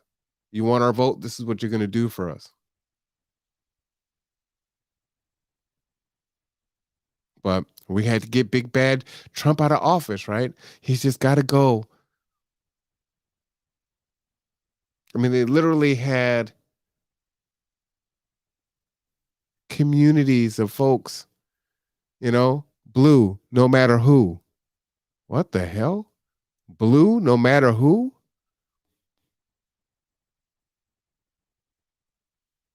Democrat, all the way down ballot. Doesn't matter what they stand for, what they're running for, what they're are they gonna appeal to your interest? Oh, we took down a statue. You should be happy, right? Statue's not on this list for the blackmail political agenda. We could give a damn about a statue. But oh, Juneteenth is a national holiday. Woohoo! That's not on this list. It's not tangible. It does nothing that's symbolic. It's a waste of our time. It's offensive. But every day, every hour, MSNBC, CNN, and others. Trump, Trump, Trump, Trump, Trump, Trump, Trump.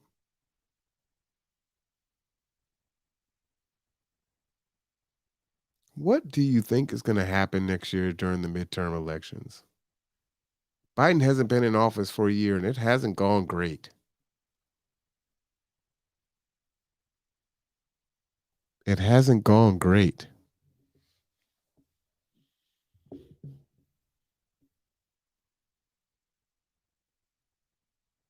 I'm saying, well, it's better than when Trump was in office. Well, that's highly debatable. And actually, I kind of have a hard time believing that. Sure, on some things. but we're cherry picking at this point. See, the thing that always gets me is, the folks on the left that say, we're going to have a conversation about institutional racism. But then somehow can't reconcile, see it, or acknowledge it when it exists in the things that they support. So how can it be institutional? How can it be systemic? But it's only systemic because of Trump. Well, the country is racist and it's gone down this bad path because of Trump. And if it wasn't because of Trump, we wouldn't be here. Bullshit.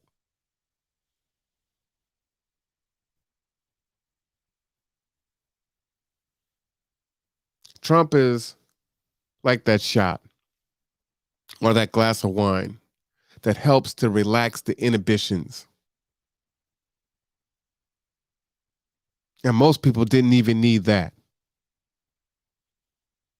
I don't need no liquid courage, right? Most people don't even need the liquid courage. But that's really what Trump really did. He was just the liquid courage that most people didn't need, but it allowed others to exercise their liquid courage. At best, that's what he was. So how can we have institutional racism? How can we have these oppressive systems, right? If it's institutionalized, that means that these things have been going on for years, decades, scores, centuries.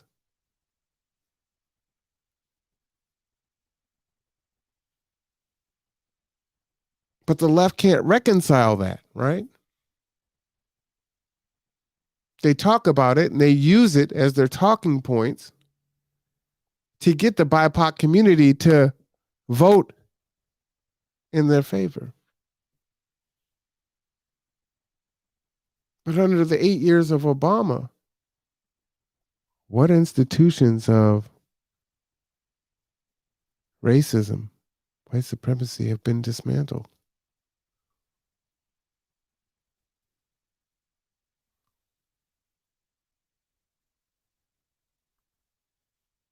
See, we can't have that conversation, right? No matter who, vote blue. That's not a winning strategy. Black male political agenda, black men, period. Please come to the website and read this political agenda. And there's something in here and can be added to. This is a living, organic list. And so homelessness is important to me. Unemployment is important to me. Law enforcement is important to me. And there are things in here for criminal sentence reform and licensing, law enforcement, and proxy violence. Recognition of proxy violence is a criminal offense, punishable by no less than 50% of the primary offense prison time. So what is proxy violence? You send your brother to beat me up or your cousin to beat me up. That's proxy violence. An example. Unqualified immunity. Jury nullification. False accusations. There should be clear and stringent punishments for the filing and false charges against black men. Knowing that black men are denigrated, stereotyped, and wrongly convicted more than and to greater degrees than others. Such accusations can have more far-reaching and detrimental impact on black men's lives. Black men are the most exonerated group due to false accusations, according to the National Registry of Exonerations Newkirk Center for Science and Society at the University of California, Irvine, as they state. African Americans are only 13% of the American population, but a majority of the innocent defendants wrongfully convicted of crimes and later exonerated. They constitute 47% of the 1,900 exonerations listed in the National Registry of Exonerations as of October 2016. Again, we're 13% of the population, we're 47% of the exonerations. And the great majority and more than 1,800 additional innocent defendants who were framed and convicted of crimes in 15 large-scale police scandals and later cleared in group exonerations.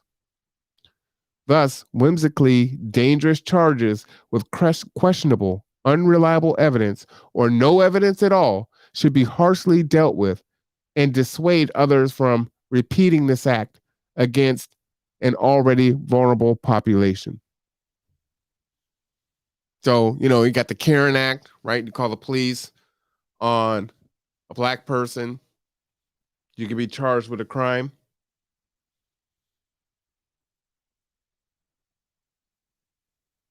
How about if someone makes a false accusation, then they're charged with the time that they tried to get that person charged with.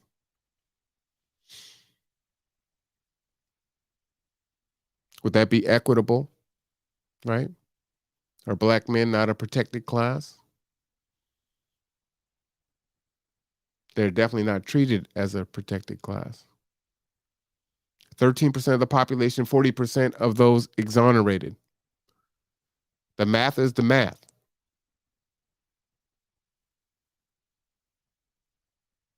See, the problem is that Black boys are viewed as Black men. Black bodies are viewed as dangerous, as a threat, that we're not victims. Medical apartheid. Our skin is thicker. We can take more pain.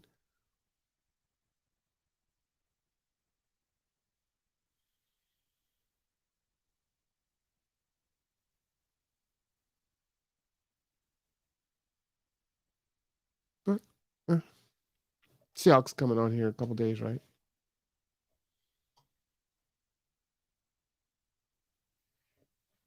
Intimate partner violence, homicide policy reform. I think this one's an important one to read. Despite stereotypes that intimate partner violence and homicide aggression is the sole purview of Black males, it is nigh equal, bi-directional in the Black community, meaning men assault women to the same degree men assault women, or as women assault men, right? So it's pretty much equal. But as society tells it, Black men are these deviant, violent, sexualized predators.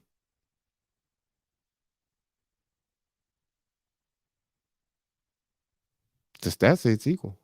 And the number of interracial intimate partner violence, homicide amongst the 40 million Black population is negligible, meaning not statistically significant, with data suggesting that women across race initiate violence first while opting to use weapons more often than men. When have you ever heard that?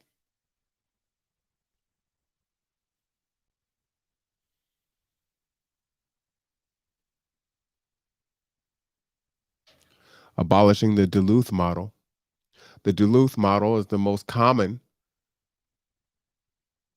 batterer intervention program used in the United States. Critics argue that the method can be ineffective as it was developed without minority communities in mind and can fail to address not psychological or emotional causes of abuse, in addition to completely neglecting male victims and female predators of abuse.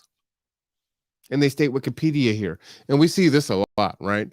where you have many female teachers that are sexually assaulting, raping black boys, junior high, high school boys. And if we just switched it and said, hey, there's these male teachers that are sleeping with the 14 or raping or having sex with 14-year-old students or 16-year-old students, sophomores in high school, right? They would be deemed rapists. They'd be thrown into jail and the key thrown away. But the Mary Kay Letourneaus, right? Many times they're too pretty to go to prison. Oh, and men should be so lucky. Oh man, yeah, she can molest me, she can rape me. And we say that, right? We've been socialized to say that to each other. That the boy should be lucky. That is some type of rite of passage if a teacher rapes, and they don't even call that, right? Oh, she had a sexual relationship with a minor. They don't call it rape. They don't call it sexual assault. Go back to some of the recent news articles and how they describe the rape against a black male child in junior high or high school.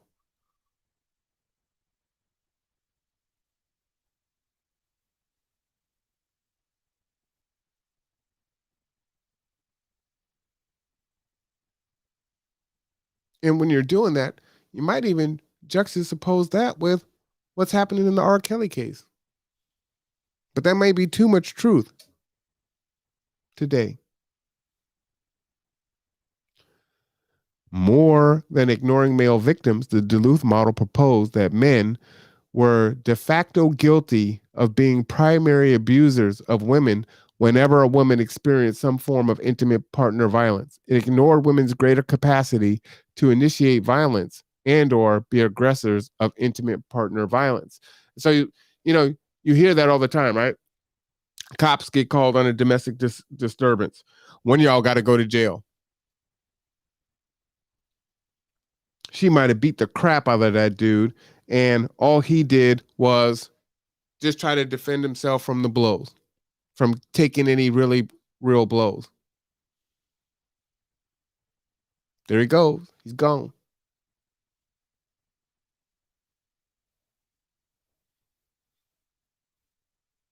Yeah, we know the police showing up right now is particularly dangerous, or can be particularly dangerous to black men.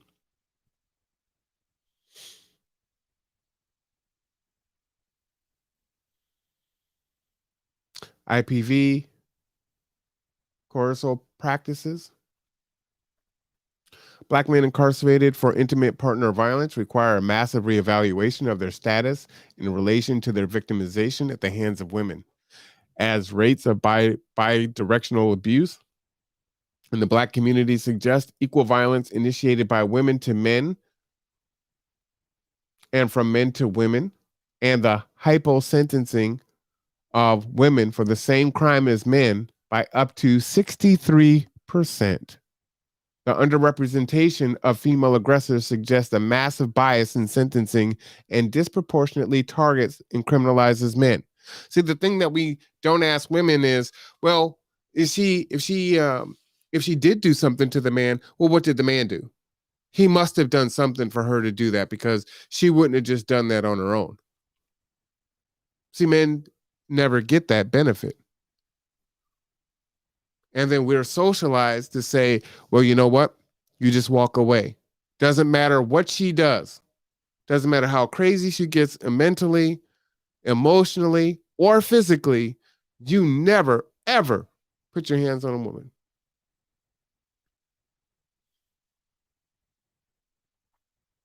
So men are taught this. Women are not taught this. The cops are called. The men are blamed. When the numbers are even, in regards to intimate partner violence, both ways,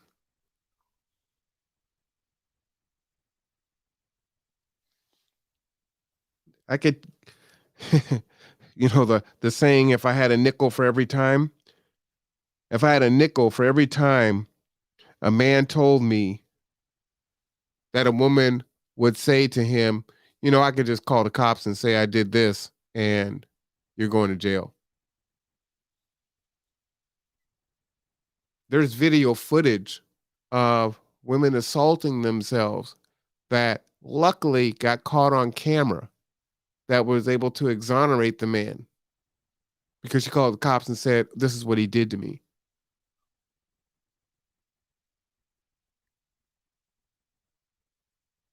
%63. Wow. Targeted cancer campaigning, treatment, and recognition. Black men are diagnosed with cancer at slightly less rates than white women or white men and white women, but die from it more than white women or white men, white women, and black women. Let me read that again. Black men are diagnosed with cancer at slightly less rates than white men and white women, but die from it more than white men, white women, and black women, especially in Arkansas, Alabama, Connecticut, DC, Georgia, Hawaii, Illinois, Iowa, Kentucky, Louisiana, Mississippi, Missouri, Nebraska, Tennessee, and most especially in Wisconsin. The scales for measuring black male cancer is 3 times larger per 100,000. Holy shit. Now, what is getting ready to happen in the National Football League? Is that October or November? When is or did it already pass? When is National Breast Care Awareness Breast Cancer Awareness Month? And they wear the pink ribbons. I don't remember what month that's in. But prostate cancer is a real issue. It's a men's sport. Do we even advocate for our own men to get prostate exams? Look at these numbers. This is the black male political agenda.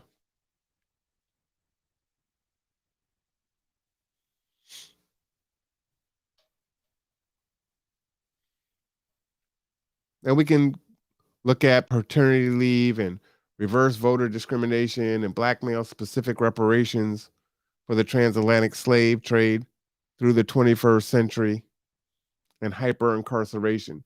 That one I'll read another time. The United Nations, we charge the United States with the genocide of the black male. So I encourage you to take a look at this. And I know this has been a long podcast. We've been going for about 2 hours and 40 minutes. The thing that's upsetting, disappointing per usual, right? I can get folks in with the hot button trigger warning. But once we get to the meat and potatoes, I wonder how many folks will come back and revisit the video. Thank you for that, Rob. October is breast cancer awareness. So we're in October now. So when is prostate cancer awareness month? What color is that ribbon? And where's the campaigning around that?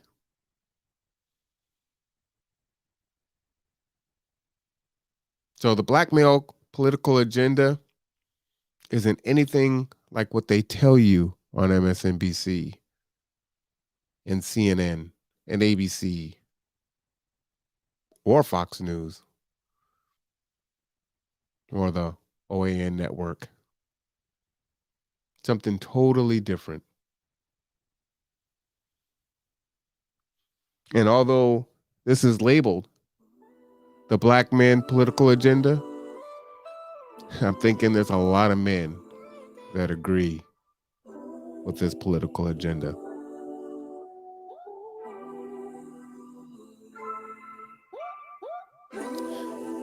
I keep telling you, power is taken. It's not given.